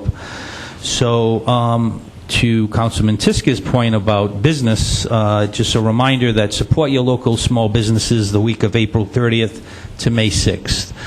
With that said, thank you, Mike Davis. Thank you, Archie Martins, everyone who came out tonight, everyone viewing at home. Everyone have a good night. Now. Thank you. Thank you. First off, I'd like to say thank you to our department heads for being here. Thank you, Jose, for, I know you didn't have much to say tonight, and Director McBride, thank you for being here.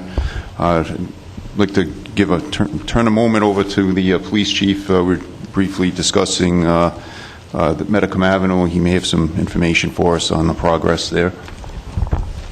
As we know, over the winter with the weather, the road has become worse as far as driving across it. We've been on the phone with the individuals that were responsible for capping that road at the end of the year. They've assured us that they're going to jump on it. They were going to do it this week, but with the rain, it held it off. But they're telling me that with any luck, they'll start jumping on it on Friday and getting those deep ruts to even off to the regular playing field. Also, there's other construction, as we're all aware, that will be starting within the next day or so. Again, they were supposed to start a couple days ago, but with the rain, it's held it off. Bayview and Medicom, and Awamsky and Medicom, and Wood Street, they were all going to be working construction in that area, but I assure you that between the police and the flaggers, we're going to continue to get the traffic flow through there to the best of our ability. However, as the administrator just stated, the reason for me saying it is if you can use an alternate route, we'd appreciate it because it does get bogged down there, and our goal is to make sure that that traffic flow continues, and in the case of emergency, we can get a apparatus, whether it be the fire or the rescue or a police piece of equipment through there. So again, I ask that everyone have some patience and understand we're trying to do the best we can with what we have. We're going into a busy season now with the university, starting up with some events, getting towards the latter end of the year, and before you know it, we'll have the graduation for the university, which we're doing some prep right now in the law school and our high school. So that being said, I turn it back to the administrator, but thank you very much for the time. Thanks. Just an update on the Prudence Island dock. The West End repairs are going well. As far as I know, they're on time and in budget, within budget. And just to remind everyone, that was an agreement that we all worked out with Portsmouth, A&R Marine, and the town of Bristol. We're all sharing a third in the cost. It's just under $60,000 for each community to make the end of the dock safe again. I will remind you that the actual ramp is approximately $100,000. That's being covered by A&R Marine. That's theirs. But you can clearly see there's some heavy construction going on there. And thank you, Director, for executing that. And I know there was mention of the Andrew McKenna Park. I did see the DPW crew there with a backhoe. If there's anything you want to add, Director.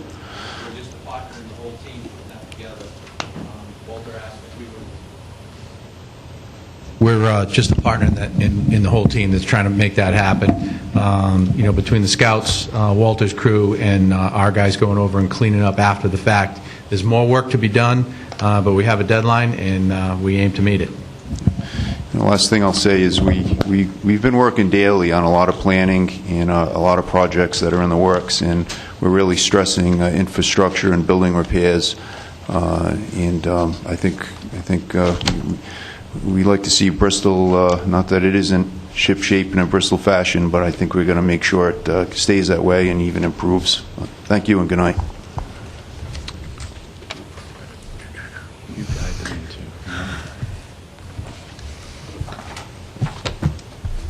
At this point, there should be a motion to convene an executive session. So moved. To the law. Rescind the law. Pursuant to Rhode Island General Laws 42465A5 for lease of real property regarding the Bristol State House at 240 High Street. And in addition, convene an executive session pursuant to Rhode Island General Laws 42465A5 for lease of real property, the parking lot at the corner of Thames Street and Church Street. Is there a motion? So moved. Second. There's a motion and a second, and the discussion is that, did you know that Amy's back she just had a new baby? So this is her first gig, if you will, back from that. Yes, So it is. nice job, nice job. We have a motion and a second. All in favor? Aye. Any opposed? Thank you. Good night, everyone.